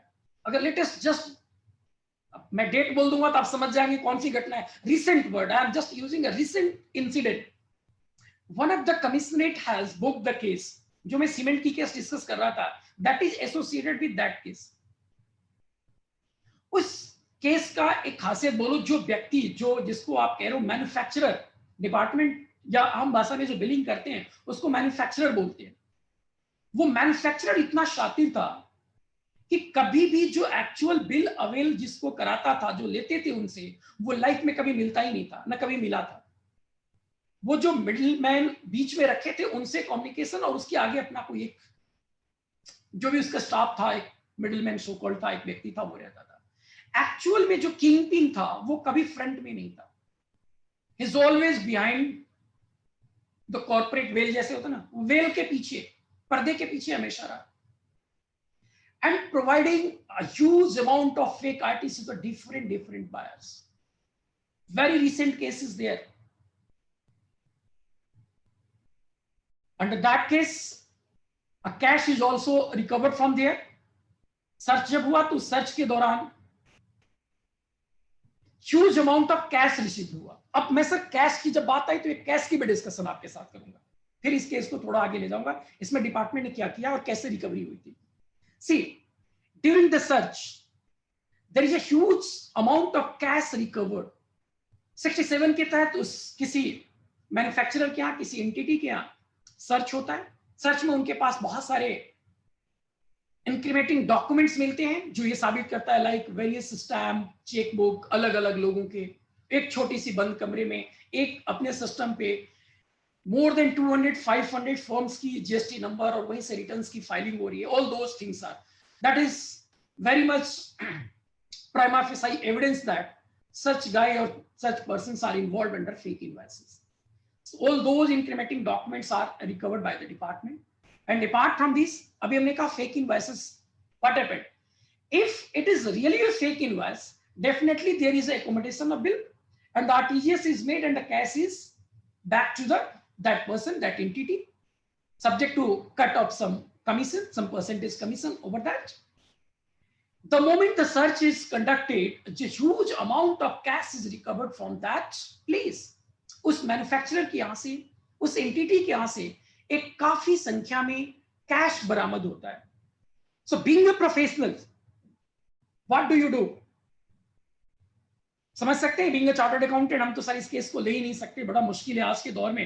अगर जैसे इस केस पे मैं जाता हूं, अभी एक देखिए आंसर भी, I think litigation practice is better for CA. Definitely आने वाले टाइम में लिटिगेशन की प्रैक्टिस डेफिनेटली रहा है हमेशा, और अभी आने वाले टाइम में और ल्यूक्रेटिव होगा, आप मूव कर सकते हैं और कीजिए, बहुत ही अच्छा स्कोप है। एनीवे, कमिंग बैक, हमने कहा कैश की जो रिकवरी हुई, अब मैं जो भी बात कर रहा हूं जीएसटी के प्रोविजंस के हिसाब से बात कर रहा हूं। आई am not talking about the provisions of income tax. Income tax का भी वो सर्च नहीं है, the search is conducted under provision of GST act. अब जो कैश रिकवर्ड हुआ, तो कैश का क्या करें? Department, number 1 option, hand over to the income tax department. उस कैश की जो पोजीशन है वो किसको दे दे?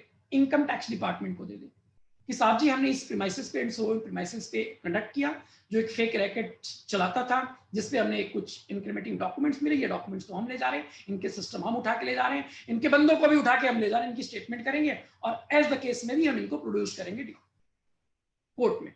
पर ये जो कैश मिला, ये साहब जी कैश, ये अनअकाउंटेड कैश है, ये कैश आप ले जाओ। एक तो ऑप्शन ये है। नंबर 2, क्या जीएसटी डिपार्टमेंट अपने साथ कैश लेकर चला जाए? आपका क्या ओपिनियन? और आप, I am putting that condition, that form is fake form, because if it is a genuine form, genuinely made in sales under cash, तो पढ़ने रहने दो, कोई फर्क नहीं पड़ता। भाई मेरा बिजनेस का नेचर ही है that I am making sale under cash, और if it is recorded in the books of account, इसलिए मैं बार बार कह रहा हूं 35(1) की जो कंडीशन है आपके बुक्स ऑफ अकाउंट मेंटेन करने की, अगर आप प्रॉपर्ली मेंटेन कर रहे हो, अगर वो एक्चुअल में बिजनेसमैन है और कैश, मैं कह रहा हूं 10 crore 20 crore whatever the amount recovered from the that premises और that place during search, that is immaterial, आपके बुक्स में रिकॉर्डेड है। बहुत सारे, जैसे एग्जांपल मेरा dairy industry cash sales, definitely अगर कोई डेयरी इंडस्ट्री में है, पेट्रोल टंकी है, बहुत सारे ऐसे बिजनेसेस हैं जो कैश में होते हैं, और वो आपका नेचर ऑफ बिजनेस कैश में कुछ भी अमाउंट मिलता है, कोई बात नहीं, वो आपका है। You need to be merely satisfied the department, आपको डिपार्टमेंट को सेटिस्फाई करना है, और डिपार्टमेंट उसमें क्रॉस चेक करता है आपने जो ये कैश सेल दिखा है अपने बुक्स में रिकॉर्ड किया है कि नहीं। If it is recorded it is okay. हाँ, इसमें एक एंगल हो सकता है, डिपार्टमेंट फिर भी कह रहा है नहीं जी साहब जी ये फेक है, तो डिपार्टमेंट तो कुछ भी कहेगा, उसका काम है कहना। अपना काम है, अगर आपके पास properly books of account maintain है, लेजर मेंटेन किया है, सेल्स के आपने जितने भी रिसीव काटे हैं वो सब कुछ अवेलेबल है, और जिन जिन पार्टियों ने आपने कैश में परचेज किया सब कुछ अवेलेबल है, ले जाने दो ना, वो आपको वापस मिलेगा। I am talking about the case where there is a matter of fake invoice. हमने कंडीशन ही डाला, वो व्यक्ति एक फेक इनवॉइस का प्रोवाइडर है, मैन्युफैक्चरर है, और उसकी प्रीमाइसेस से कैश रिकवर्ड होता है। इस केस में उस कैश को क्या करना चाहिए? One of the answer is we can show them cash deposit received into bank within 2 days of receipt. ठीक है, वो तो नेचर है, नेचर ऑफ बिजनेस के हिसाब से वो बैंक में डिपॉजिट नॉर्मली कराता रहा होगा, और अगर नहीं कराता रहा होगा तो उसका प्रूफ होगा कि साहब जी पिछले 5 दिन से बैंक अकाउंट डिपॉजिट नहीं हुआ, सो हम इसको क्या करते हैं, अपने पास रखें, जमा करा देंगे। If it is a genuine case, definitely department आपकी बात को सुनेगा, और आपके डिपार्टमेंट के साथ जो एविडेंसेस दोगे वो अगर पाया जाता है करेक्ट, वो आपका है। अब मैंने कहा जी नहीं, एक ऑप्शन तो है कि बिल्कुल करेक्ट है, आपने दिखा दिया कि बिल्कुल ये सही है, आपकी nature of business he cash का था और इसकी वजह से कैश है। ट्रू, आपका नेचर तो बिजनेस कैश का था, पर वो कैश आप रिकॉर्ड नहीं करते हो। एक कंडीशन ये सकता है, it may possible that the nature of business is in cash cell, but you are not showing those cash sales under books of account. Then in that situation, what you need to do? Department कहेगा आप cash cell तो करो, लेकिन आपके record में तो है नहीं, आपकी जो एक्चुअल एंट्री मारी जाती है टैली से करते हो भाई, व्हाटएवर सॉफ्टवेयर या मैनुअल करते हो, आपके मैनुअल बुक्स ऑफ अकाउंट में इन कैश सेल का चर्चा ही नहीं है। ऑप्शन नंबर 1 साहब एक्सेप्ट करते हैं, ये हमारी कैश सेल है, और इस कैश सेल पे जो भी जीएसटी की लायबिलिटी बनेगी वो लायबिलिटी हम अभी पे करते हैं या पे कर देंगे। चलिए, तो डिपार्टमेंट अगर भी ऐसा करा लेता है तो बल्ले बल्ले, बहुत अच्छे। ऐसे केसेस हुए हैं जहां पे डिपार्टमेंट को ये लगा कि नहीं, इनका नेचर ऑफ बिजनेस तो कैश का है, पर ये क्या करते हैं कि पकड़े गए तो ठीक है, नहीं तो फिर इसको दिखाएंगे। So if you are not showing such sales under actual sale, then department force you to show such type of sales is your actual sale, and whatever the liability over it you pay. One of the situation is that if it is not an actual sale, ये तो उस बंदे की RTGS आई थी जो cash की arrangement होकर आई, और वो cash ABCDEF, those persons who are availing such fake ITC उनका है। अब सुनो जी, उस पे जब कैश की रिकवरी हुई, इसके अकाउंटेंट और जो भी वहां किंगपिन या जो पर्सन इन्वॉल्व मिला, जैसे ही जब इसकी स्टेटमेंट होनी शुरू हुई, definitely there will be query that ये कैश जो पड़ा ये किसका है, and that person accept that the cash belongs to Mr. A who has availed accommodation of bill. उसके बच्चे ने, उस आदमी ने, जो भी वहां कंसर्न पर्सन था, सर्च के दौरान जिसके पास कैश रिकवर होता है, उसने हाथ खड़ा कर लिया, ही सरेंडर्ड हिमसेल्फ, साहब जी ये मेरा कैश नहीं है, this cash belongs to mister A who has made RTGS under so and so bank account and we have to return back to him. ये कैश तो मेरा नहीं है, ये कैश मुझे उन्हें रिटर्न बैक करना है। जैसे ही उस स्टेटमेंट में ये लिख दिया, कैश डेफिनेटली, अब यहाँ पे इनकम टैक्स को, कुछ एक केसेस में इनकम टैक्स को भी रेफर किए गए थे, लेकिन जीएसटी डिपार्टमेंट को ये समझ में आया इनकम टैक्स को रेफर करते हमारा केस कमजोर हो जाएगा, हम इसमें इनको इन्वॉल्व नहीं करते, ये हमारा अपना मैटर है। इनकम टैक्स को जब कभी भी लगेगा कि अनअकाउंटेड कोई कैश सेल हुई है, वो अपने एंगल से जो भी प्रोविजंस होगा उस पर इन्वोक करेगा। यहाँ हम सिर्फ जीएसटी की बात कर रहे हैं, वो कैश को भी अपने साथ ले क्या ले जा सकते हैं, और ले जाकर के क्या करेंगे वो, कुछ आइडिया आपको, any more idea over that? If the department taken away such cash and the person whose possession the cash is to be found accepted that that cash belongs to Mr. A who has availed utilized the ITC as a fake ITC by merely accommodation of dubious bill, fake bill, confiscation करेगा। साहब जी वो cash जब्त करेगा, और उनके commissionerate के एक account होते हैं, इवन जबलपुर हाई कोर्ट की एक जजमेंट है उसमें ये पाया गया, एनीथिंग इंक्लूड्स कैश जो डिपार्टमेंट के फेवर में है, वो उस कैश को ले जाते हैं और अपने अकाउंट, उनकी एक अलग सेपरेट अकाउंट होती है जहां वो जमा कराते हैं। बाद में उस कैश से आपके आईटीसी को भी सेटअप इवन किया जा सकता है, but there are certain conditions over that. अगर उन सभी कंडीशंस को आप सेटिस्फाइड करते हैं, yes there is a possibility, there is a probability that the amount recovered in a cash form may be used as your ITC payment. और इसके लिए डिफरेंट डिफरेंट सिचुएशन है। मैं इस वर्चुअल मीटिंग में वो बहुत सारी चीजें मैं भी नहीं बता सकता, नहीं कह सकता। एनीवे, थोड़ा सा और आगे आते हैं। जैसे ही उस अकाउंटेंट ने, उस पर्सन ने स्टेटमेंट दिया, this cash belongs to mister A, definitely department has to option. Promptly वो सर्च करेगा, सर्च वारंट अपने कंसर्न ऑफिसर से, जेसी और उसके ऊपर से लेगा और फटाफट उनके प्रीमाइसेस पे पहुंचेगा। और उसको लगता है कि वहां पर भी हमें कोई ऐसी इंप्लीमेंटिंग डॉक्यूमेंट्स मिल सकती है, या उनकी हम स्टेटमेंट ले और उसको एक्सेप्ट कराएं, या ऐसा लगता है कि उस टाइम पे वो नहीं करते तो उनको समन करेंगे सेक्शन 70 में, और इन पर्सन उनको बुला लिया।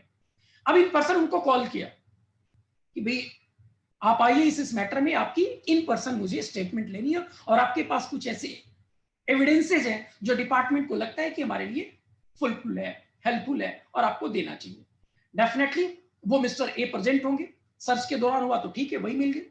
अब मैं अगर आपसे फिर से एक क्वेरी करूं, हाइपोथेटिकली मान लेते हैं all of us are not the consultant of such type of dubious firms, such type of clients, but hypothetically I just asked you, अगर आप मान लिया जाए आप उनके कंसल्टेंट हो, मिस्टर ए को समन आया और उनको जब वो चले गए तो उसने बता दिया साहब जी मेरे पास कोई ऑप्शन नहीं था, मैं तो डर गया था, और मैंने एक्चुअली में ये बता दिया कि साहब जी आप ही की आरटीजीएस आई थी और हमने ये लिखा दिया ये ए आपका कैश है।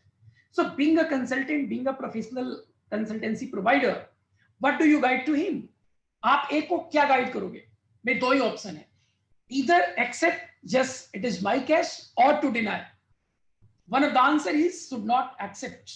अच्छा, इसके पहले भी कुछ लोगों ने कहा yes they can confiscate, can they recover the penalty and interest they are on with this cash. साहब जी इंटरेस्ट पेनाल्टी की बात के लिए फिर से मैं आऊं, उसके लिए अगर उनके वो कैश सेल था और शो नहीं हुआ, विलफुल मिस स्टेटमेंट है, आप अपनी टर्नओवर को उतने से एक्सीड करो। टर्नओवर को जब एक्सीड करेंगे, जो भी उस पे आपके टैक्सेस बनेंगे वो टैक्स पे करोगे। डिपार्टमेंट फिर से वहां पे आपको कहेगा ये फेक है, विलफुल मिस स्टेटमेंट है, 74 में करो, आपको जमा करना पड़ेगा। इंटरेस्ट भी मांगेगा और पेनाल्टी भी मांगेगा। लेकिन इंटरेस्ट की केस इस केस में तभी बनेगा जब ये डिपार्टमेंट प्रूफ कर पाए कि ये सेल तो पहले का था और आपने आज किया। क्योंकि इंटरेस्ट तो तभी बनेगा जब डिले पेमेंट हो रहा, पेनाल्टी की प्रोविजन बन रही है। So I think you got your answer. हाँ, मेरा प्रश्न आपसे ये है, hypothetically just I asked you, you are the consultant of Mr. A and Mr. A come to you and ask, साहब मुझे ये बताओ, मुझे स्टेटमेंट देनी है, whether I have to accept that this is my cash or I have to deny. No, better disclose true nature of cash, because better true nature cash तो बता दिया हमने साहब जी, बहुत ज्यादा तो हम भी नहीं कुछ कह सकते, इशारों में समझो आप। जब हमने कह दिया फेक इनवॉइस की एकोमोडेशन हुई है, डेफिनेटली उसने आरटीजीएस किया, उसने कैश की अरेंजमेंट करके अपने पास रखा था, वो कैश की डिलीवरी देनी थी मिस्टर ए को, एक्चुअल में ए का था। हाँ, उसमें ये हो सकता था कुछ cash A B C D E, उसके एक बाइफर्केशन थे, पर उसने स्टेटमेंट में कुल सभी लोगों के नाम न लेकर के उस पार्टिकुलर मिस्टर ए का ही नाम ले लिया, या ए बी का ले लिया, ए बी सी का लिया, जबकि वो कैश बिलोंग करता था कितने लोगों के? 10 लोगों के। So there are an number of possibilities और प्रोबेबिलिटी इज देयर। सो मेरा प्रश्न कुछ एक प्रोबेबिलिटी को उसमें से लेते हैं, हाँ एक का तो था पर अमाउंट की डिफरेंस हो सकता है, उनका था 10 लाख का पर कह दिया कि नहीं जी ये तो 2 करोड़ पूरी इन्हीं का था, या 10 करोड़ इन्हीं का था, व्हाटएवर द सिचुएशन में। सिर्फ मेरा आपसे ये है कि being a consultant advisor of that person, मैं फिर से कह रहा हूं, this is hypothetical example, practically we do not involve in such type of consultancy, we do not have such type of clients, but because such type of situations are occurred in our society, in our businesses, so we need to be know about such type of things. Sir, one of the answer is if we accept and pay tax to the department, then we can avoid arrest. Sir, arrest की बात तो देखो, अगर मैंने कहा 5 करोड़ से ऊपर है तो वो कंपल्सरी अरेस्ट की आपके ऊपर दबाव डालेंगे, 5 करोड़ से नीचे है तो फिर कहते तो है पर करेंगे नहीं और करते नहीं है, क्योंकि वो उन्हीं को छोड़ने का भी राइट होता है। हमने मान लिया कि वो आईटीसी चलो 5 करोड़ अरेस्टिंग की नहीं, अरेस्टिंग की तो दबाव बनाएंगे, आप क्या करोगे? उसको एक्सेप्ट करवाओगे या डिनाइल कराओगे? आगे बढ़े हम। Later define the source and justify goods return hence amount refunded, वो तो अलग सिचुएशन, रिफंड हो भी सकता नहीं हो सकता, वो अलग अलग, मैंने कहा ना बहुत सारी बट इसमें है, पर हम एक दो कंडीशन सिर्फ आपसे फोकस करें। My answer is big no, hypothetical, it is a hypothetical client, once you accept that, mister A ने एक्सेप्ट कर लिया, yes it belongs to me, ये मेरा कैश है, ये मेरा कैश है, इसका मतलब आपने जो केस बुक किया, डिपार्टमेंट ने जो केस बुक किया फेक का, मैं इस पे भी बोलूंगा, डिपार्टमेंट ने जितने भी फेक इनवॉइसेस के केस बुक किए, डेफिनेटली वो जिसको एविडेंस मान के चल रहे हैं, वो बहुत सारे ऐसे एविडेंसेस हैं जो कोर्ट में जाकर के सस्टेन नहीं करेगा, वो सभी के सभी ऑन द मूव रहेंगे और वो एसएससी की फेवर में ऑनरेबल कोर्ट्स के जजमेंट डेफिनेटली आएंगे, क्योंकि जितनी दबाव बना करके यहाँ एक्सेप्ट करा लेते हैं, कोर्ट में तो ऑलरेडी अल्टम पार्टम आपको भी अपनी बात रखने का अधिकार है, और जो एविडेंस, और खासकर सर्विस की मैं बात करूं, वो एविडेंस उनके लिए प्रूव करना बहुत मुश्किल है, टफ है। तो ये तो आप मान के चलिए हर चीज वो साबित नहीं कर पाएंगे, मुश्किल है, एविडेंस ही नहीं है। Whether the actual services has been rendered or not, merely based on the statement, there must be evidences also. So in case Mr. A accepted that this cash belongs to me, whatever the cash recovered from that person, that manufacturer M1 is fully me. इसका मतलब आपने accept कर लिया कि जो आपने उनके साथ रोटेशन किया है इनवॉइसेस का, आपने एक्चुअली गुड्स नहीं रिसीव किया है, एक्चुअल में सर्विस नहीं रिसीव किया, आपने मेयरली एकोमोडेशन ऑफ बिल किया है। So if it is merely accommodation of bill, it means that it is prima facie proof that it is a case of fake invoice। जैसे आपने accept कर लेते ये मेरा कैश है, आपने इस बात को साबित कर दिया ये हमारा केस फेक इनवॉइस का केस है, और ये कहीं पर भी इवन ऑनरेबल सुप्रीम कोर्ट तक भी जाओगे तो वो हमेशा डिपार्टमेंट के फेवर में आएगा, और डिपार्टमेंट का यही इच्छा होगा, यही चाह होगी कि हाँ ए एक्सेप्ट कर ले कि ये मेरा कैश है, क्योंकि उनका काम आसान हो गया। जैसे ही ए ने एक्सेप्ट किया ये मेरा कैश है, उनके लिए तो एविडेंस हो गया भी, आपने बिल लिया, M1 मैन्युफैक्चरर ने कहा ये कैश मेरा है, किसके एवज में, जो बिल जनरेट हुआ उसके एवज में। अगर कैश आप रिटर्न करें कि इसका मतलब ये प्रूव्ड है कि actual services, actual supply of goods हुआ ही नहीं है, and if it is not supply of actual goods और सर्विसेज, यही तो मैं बार बार कह रहा हूं, it is called fake invoicing. And if it is fake invoicing, whatever the provisions provided under section 67, 122, 132 वो आप पे अप्लाइड होगी। अगर अमाउंट ज्यादा इन्वॉल्व है तो आपकी अरेस्टिंग भी होगी, और साथ साथ में दोनों वर्ड यूज कर रहा हूं, आप पे क्रिमिनल लायबिलिटी के साथ साथ सिविल लायबिलिटी भी तय होगी। तो डिपार्टमेंट का तो ये इच्छा होगा कि आप एक्सेप्ट करो। So my opinion is that you should not accept. Once you accept, आपका केस प्रूव हो गया, it is a fake case. Any query, may I go ahead? It can be goods return or disagreement of services, hence amount is being refunded। साहब जी जो भी कह रहे हैं, तन्मया कह रही हैं कैश में क्यों रिटर्न कर रहे हो, आई डू एग्री, आपके बीच में जो एग्रीमेंट हुए वो एग्रीमेंट क्या हो गए, ब्रीच ऑफ कॉन्ट्रैक्ट हो गया। आप कह रहे हो कि नहीं मैं इनसे सर्विस नहीं लूंगा, सप्लाई नहीं लूंगा, so why you are taking in a cash form? आपने आरटीजीएस किया ना, so return in the RTGS form, banking reversal entry मार दो, complete it. Why generating cash? Cash की जनरेशन आप क्यों कर रहे हैं? अगर कैश जनरेट कर रहे हैं इसका मतलब क्या हुआ, it can be goods return, disagreement और service since amount is being refunded and wants to return in cash, that is his problem. साहब ये आपकी प्रॉब्लम से नहीं होगा ना, कैश क्यों ला रहा है, कैश कहां से लाया, कैश का सोर्स क्या बताओगे आप? या तो आपने कैश में दिया हो, आपने उस सप्लाई के अगेंस्ट में जो पेमेंट किया वो कैश में किया, और आपके फिक्स में को नेचर ऑफ बिजनेस नहीं कैश है, और आप प्रूफ करो अपने बुक्स में कि वो कैश मेरे रिकॉर्डेड है, yes, but if it is not belongs to the cash nature business, so कैसे एक्सेप्ट करोगे?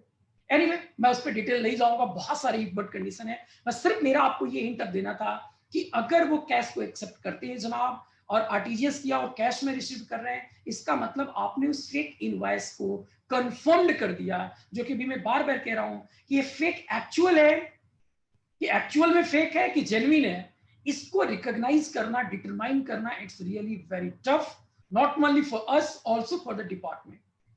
इस इनिशियल स्टेज पे तो डिपार्टमेंट नो डाउट आपसे रिकवरी कर रहा है टैक्स का, पर जैसे ही ये कोर्ट में जाएगा, कोर्ट में उनके लिए साबित करना really really really it's really very tough, इतना आसान नहीं है उनके लिए भी साबित कर देना कि ये केस में एक्चुअल सप्लाई हुई कि नहीं हुई। अब सर्विस, चूंकि ये मैटर कोर्ट में जाते जाते 5 साल 7 साल 8 साल, वो एविडेंसेस उनके पास रहेगा नहीं, उस समय उसको इन्वेस्टिगेट किया कोई और ऑफिसर, आज कोई और ऑफिसर होगा, बहुत सारी प्रॉब्लम्स होंगे। इसलिए कह रहा हूं, अगर अभी आपने एक्सेप्ट कर लिया तो आपने प्रूफ कर दिया, हाँ ये फेक इनवॉइस का केस है। पर अगर नहीं किया, so really honourable court should decide. अब उस पर जो जजमेंट आएगा, जिसके भी फैक्ट्स और एविडेंसेस स्ट्रॉन्ग होंगे, स्ट्रांगली प्लीड किया जाएगा, डेफिनेटली उनके फेवर में होगा। और मैं सिर्फ ये कहूंगा, अगर आप एक्सेप्ट करते हो कि ये मेरा कैश है, तो डिपार्टमेंट का यही इच्छा होगा कि आप एक्सेप्ट करो और मान ले डिपार्टमेंट की कैश है और आपसे रिकवरी कर ले। एक लास्ट केस और, टाइम की भी ओवर हो रही है, लगभग 5 बजने को है। एक केस और मैं आपसे डिस्कस करूं, circular trading. All of you know the meaning of circular trading?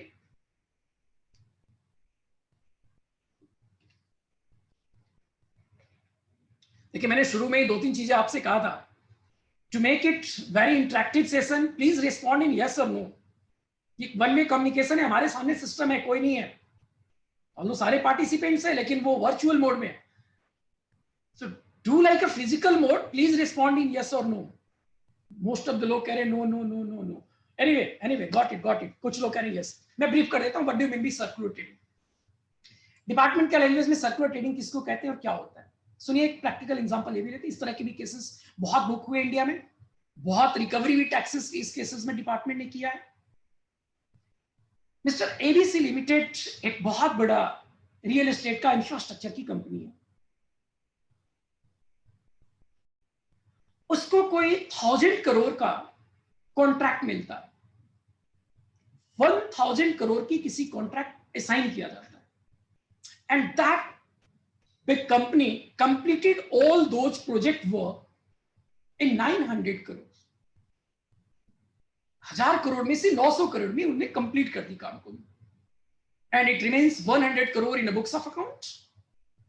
कुछ चीजें मैं कह नहीं सकता, बट आप सभी जानते हैं उस बड़ी कंपनी को बहुत सारे अफेयर्स मैनेज करने होते हैं।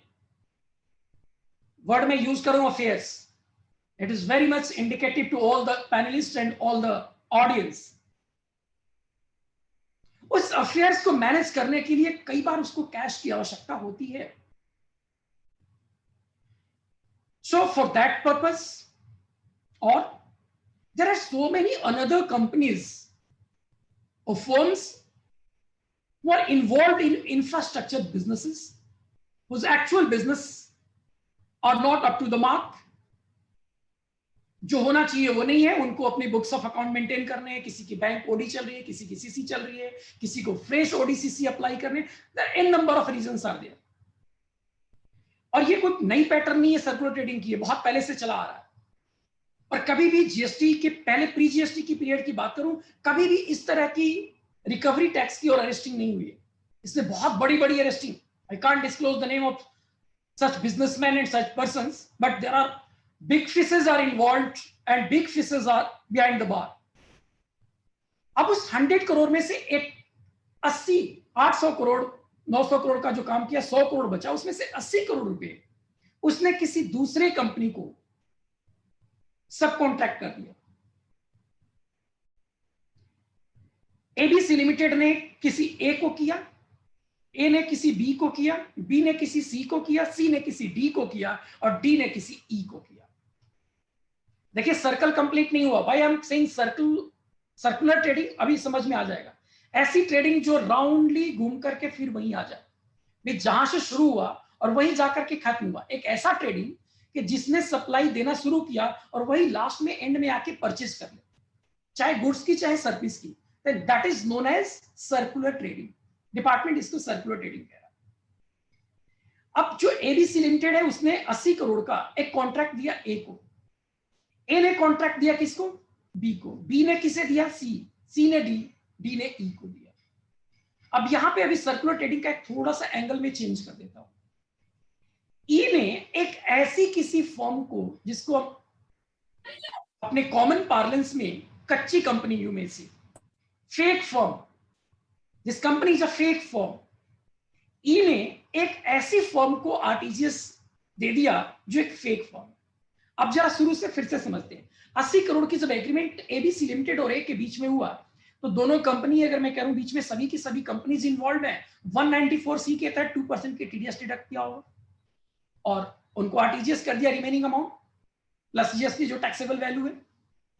ए ने बी को किया, उन्होंने भी 1 और 2% की एक प्रॉफिट मार्जिन अपना रखा और रिमेनिंग सम जो टैक्सेबल वैल्यू आया उस पर 2% का टीडीएस डिडक्ट किया, सी को दिया। सी ने उसी तरह से अपनी 2% की टीडीएस डिडक्ट किया, 2% की अपनी प्रॉफिट मार्जिन रखा और आगे पास होते चला।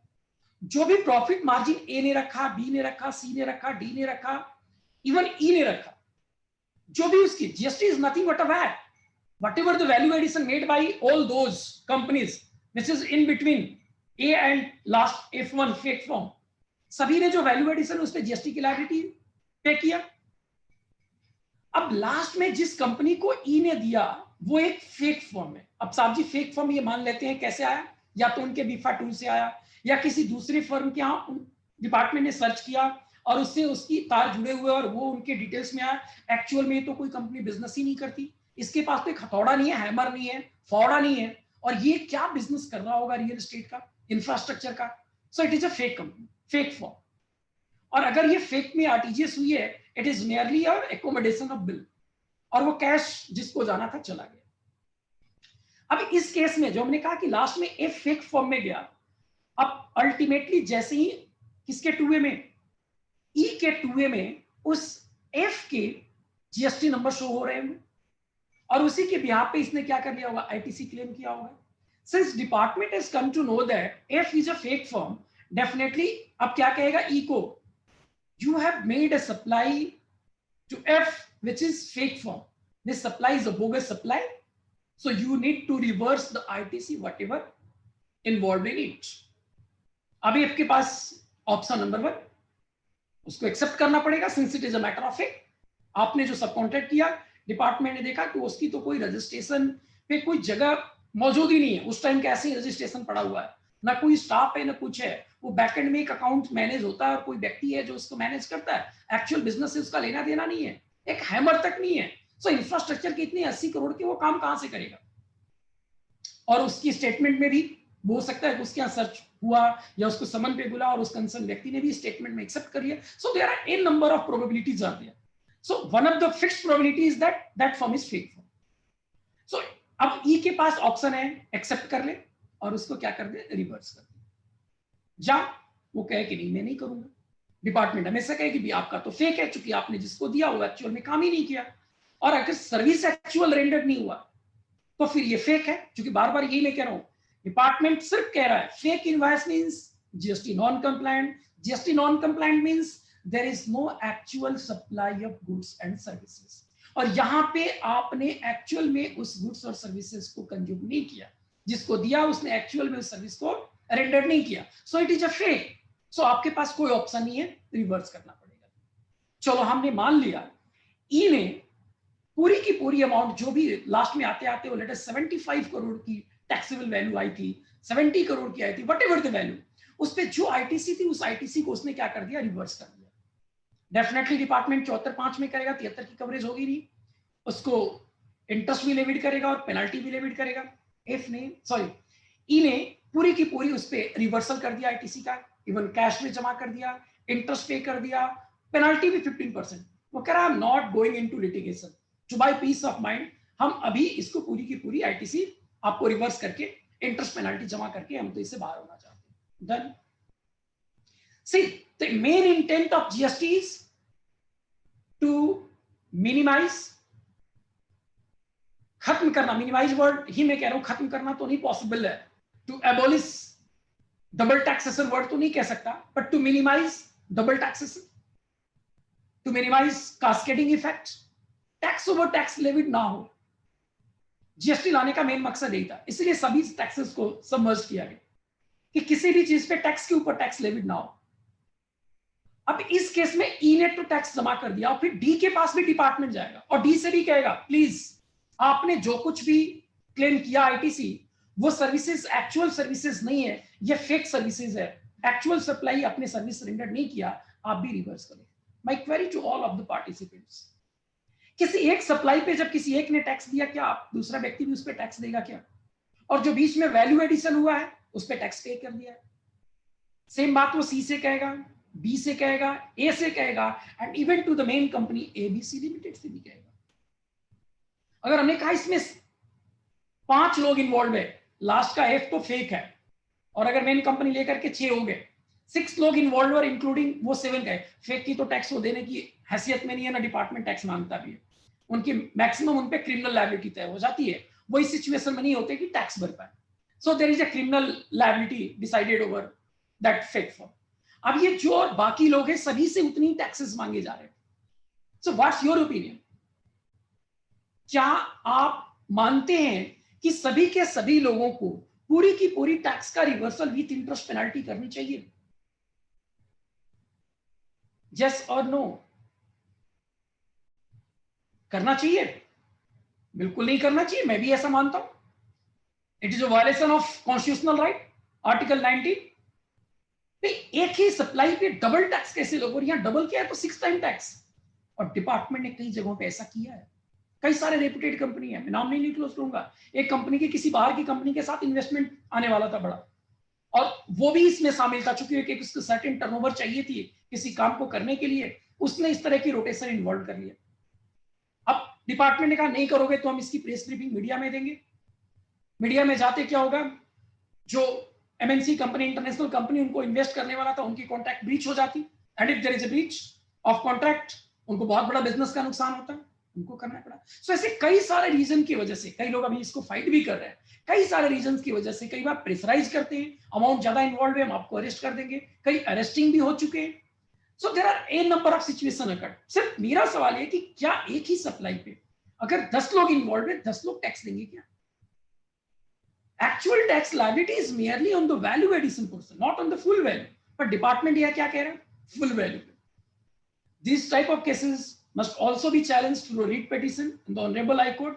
And my strong belief is that definitely ये आपके फेवर में, SSC के फेवर में आएगा कभी भी, तो it is a fake case. But tax की रिकवरी किसी एक पॉइंट पे, जैसे ई ने कर दिया, ई ने पूरी की पूरी टैक्स की पेमेंट कर दिया, तो पीछे की जितनी चेन में लोग हैं जो वैल्यू एडिशन हुआ उस पे ही तो टैक्स पे करेंगे, उस पे ही तो टैक्स पे करेंगे, और जो रिमेनिंग लोग हैं वो वैल्यू एडिशन पे करेंगे। जबकि डिपार्टमेंट यहाँ जो इवन शोकॉज करने के मूड में है, वो सभी को फुल वैल्यू पे, जितनी अमाउंट इन्वॉल्व है फुल वैल्यू की कॉन्ट्रैक्ट के, उन फुल वैल्यू की अमाउंट पे डिपार्टमेंट आपको शोकॉज कर रहा है, आपसे डिमांड कर रहा है, आप पे करो। और अगर अमाउंट बड़ी है, हैवी अमाउंट है, 5 करोड़ से एक्सेस का है, तो कई जगह अरेस्टिंग भी है और अरेस्टिंग की प्रेशर भी बनाया जा रहा है। सो इन माय ओपिनियन, ऐसे में पहली बात फिर से वही 73-74 की कहानी तो हमने आपको समझाया, बार बार मैं रिपीट कर रहा हूं। अगर आपको लगता है कि एट ए टाइम आपके ऊपर कुछ ऐसी प्रेशर है जहां पे चांसेस बन सकते हैं अरेस्टिंग की, you may deposit under 73 voluntary, and जब भी आपके फेवर में आएगा तो डेफिनेटली आपको इसका रिफंड का भी राइट मिलेगा, क्योंकि किसी भी सप्लाई पे टैक्सेशन जो लेविड होगा वो किसी एक पर्सन के द्वारा होगा, उसी सप्लाई पे 2 लोग या 2 से अधिक लोग टैक्स दें, ये अनकॉन्स्टिट्यूशनल है, ये कॉन्स्टिट्यूशन के इंटेंट के ही खिलाफ है, जीएसटी के इंटेंट के ही खिलाफ है। सो it is not possible, and I think my time is over. So thank you very much all the panelists, all the audience for the patient hearing and make it a very interactive session. Thank you very much. Over to Secretary NIRC Pankaj sir. And I put एक minute hold कीजिए sir, अभी आ रहे हैं, एक minute hold कीजिए, एक minute आ रहे हैं sir. my contact number is 9313158747.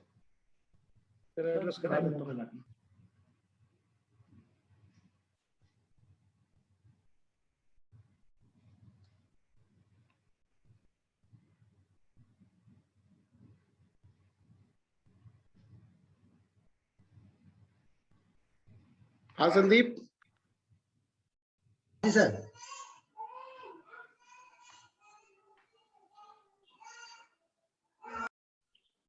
Tiwari ji हो गया complete? Yes sir. My session is over. जी जी, thank you Tiwari ji for such a wonderful deliberation.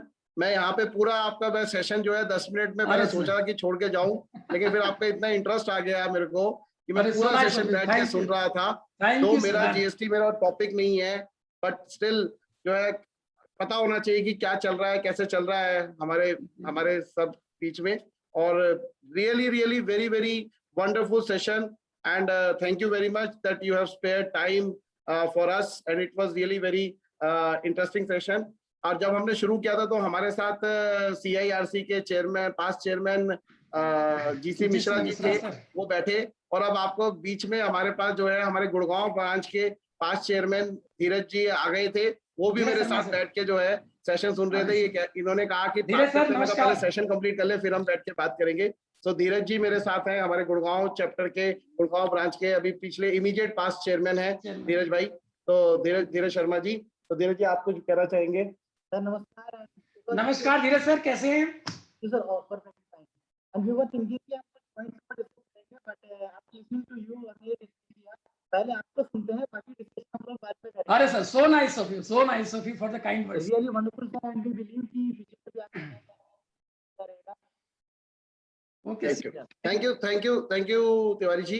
और sir, for the audience, sir, next seminar we are planning on 21st of March on bank audit. It is a physical seminar, sir.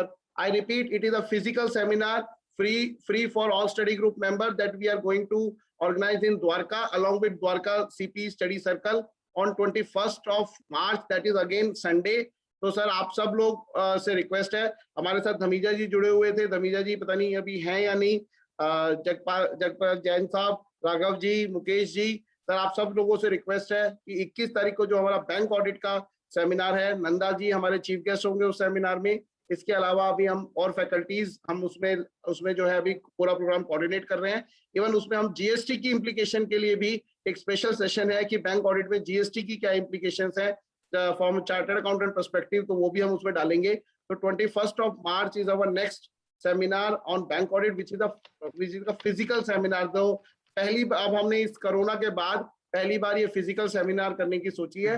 तो मैं request है सभी member से कि आप please physical seminar में 21st को ज्वाइन करें, और आपके लिए कोई और इम्प्रूवमेंट कर पाए तो आप प्लीज अपने सजेशन जरूर दें हमें, हम ताकि आपके सजेशंस के बेसिस पे अपना इम्प्रूव कर पाए। और आपके सजेशन ही हमारा मोटिवेशन है कि जिससे हम और काम आगे करते जाएं। और इस साल मैं आपको अश्योर करूंगा दोबारा से कि आप जो चाहेंगे, जैसे चाहेंगे वैसे हम काम करेंगे। और आपकी NIRC को हमारा एक ही ऑब्जेक्टिव है कि हम बेस्ट रीजनल काउंसिल का अवार्ड हमें इस बार NIRC को दिलाना है, हर हालत में दिलाना है। बार बार मैं अपने सारे काउंसिल कुलीग्स को भी यही कहता हूं कि हम इस तरह काम करें कि हमें best regional council award after so many years हमें लेना है।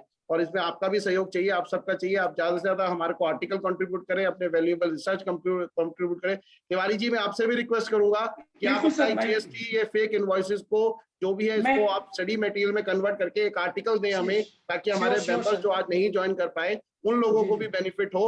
सो मैं रिक्वेस्ट करूंगा कि आप जल्दी से जल्दी एक आर्टिकल के फॉर्म में भी ये पूरी डिस्कशन को लेके हमें दे। तो दिस इज इम्पोर्टेंट। सर अभी जितेंद्र जी ने पूछा है कि भी ऑल स्टडी ग्रुप की मेंबरशिप कैसे ली जाए और क्या करें।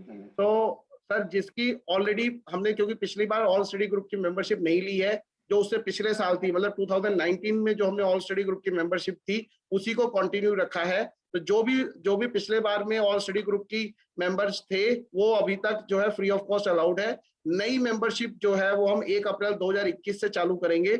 इसके लिए आपको ड्यू नोटिफिकेशन एंड इंफॉर्मेशन आपको मिल जाएगी। पर जो पुराने मेंबर जितने हैं उनको ये 21 मार्च का जो हम सेमिनार है वो free of cost it will be available to all of you. So with this thank you Tiwari ji for your valuable time. Thank you Rajendra P sir in absentia who have come and taken out time to discuss the topic. Thank you all the panelists with me. Thank you Pankaj bhai in absentia. Pankaj bhai has to go somewhere, so that's why I am just thanking him. And more nevertheless thank you all the participants. So आप सबको request है कि आप please अगले seminar में जरूर आए और हमें अपना वैल्यूएबल फीडबैक जरूर दें। With this, thank you very much, and as I announce the meeting to be closed, office, please close the meeting formally. So thank you very much. Thank you.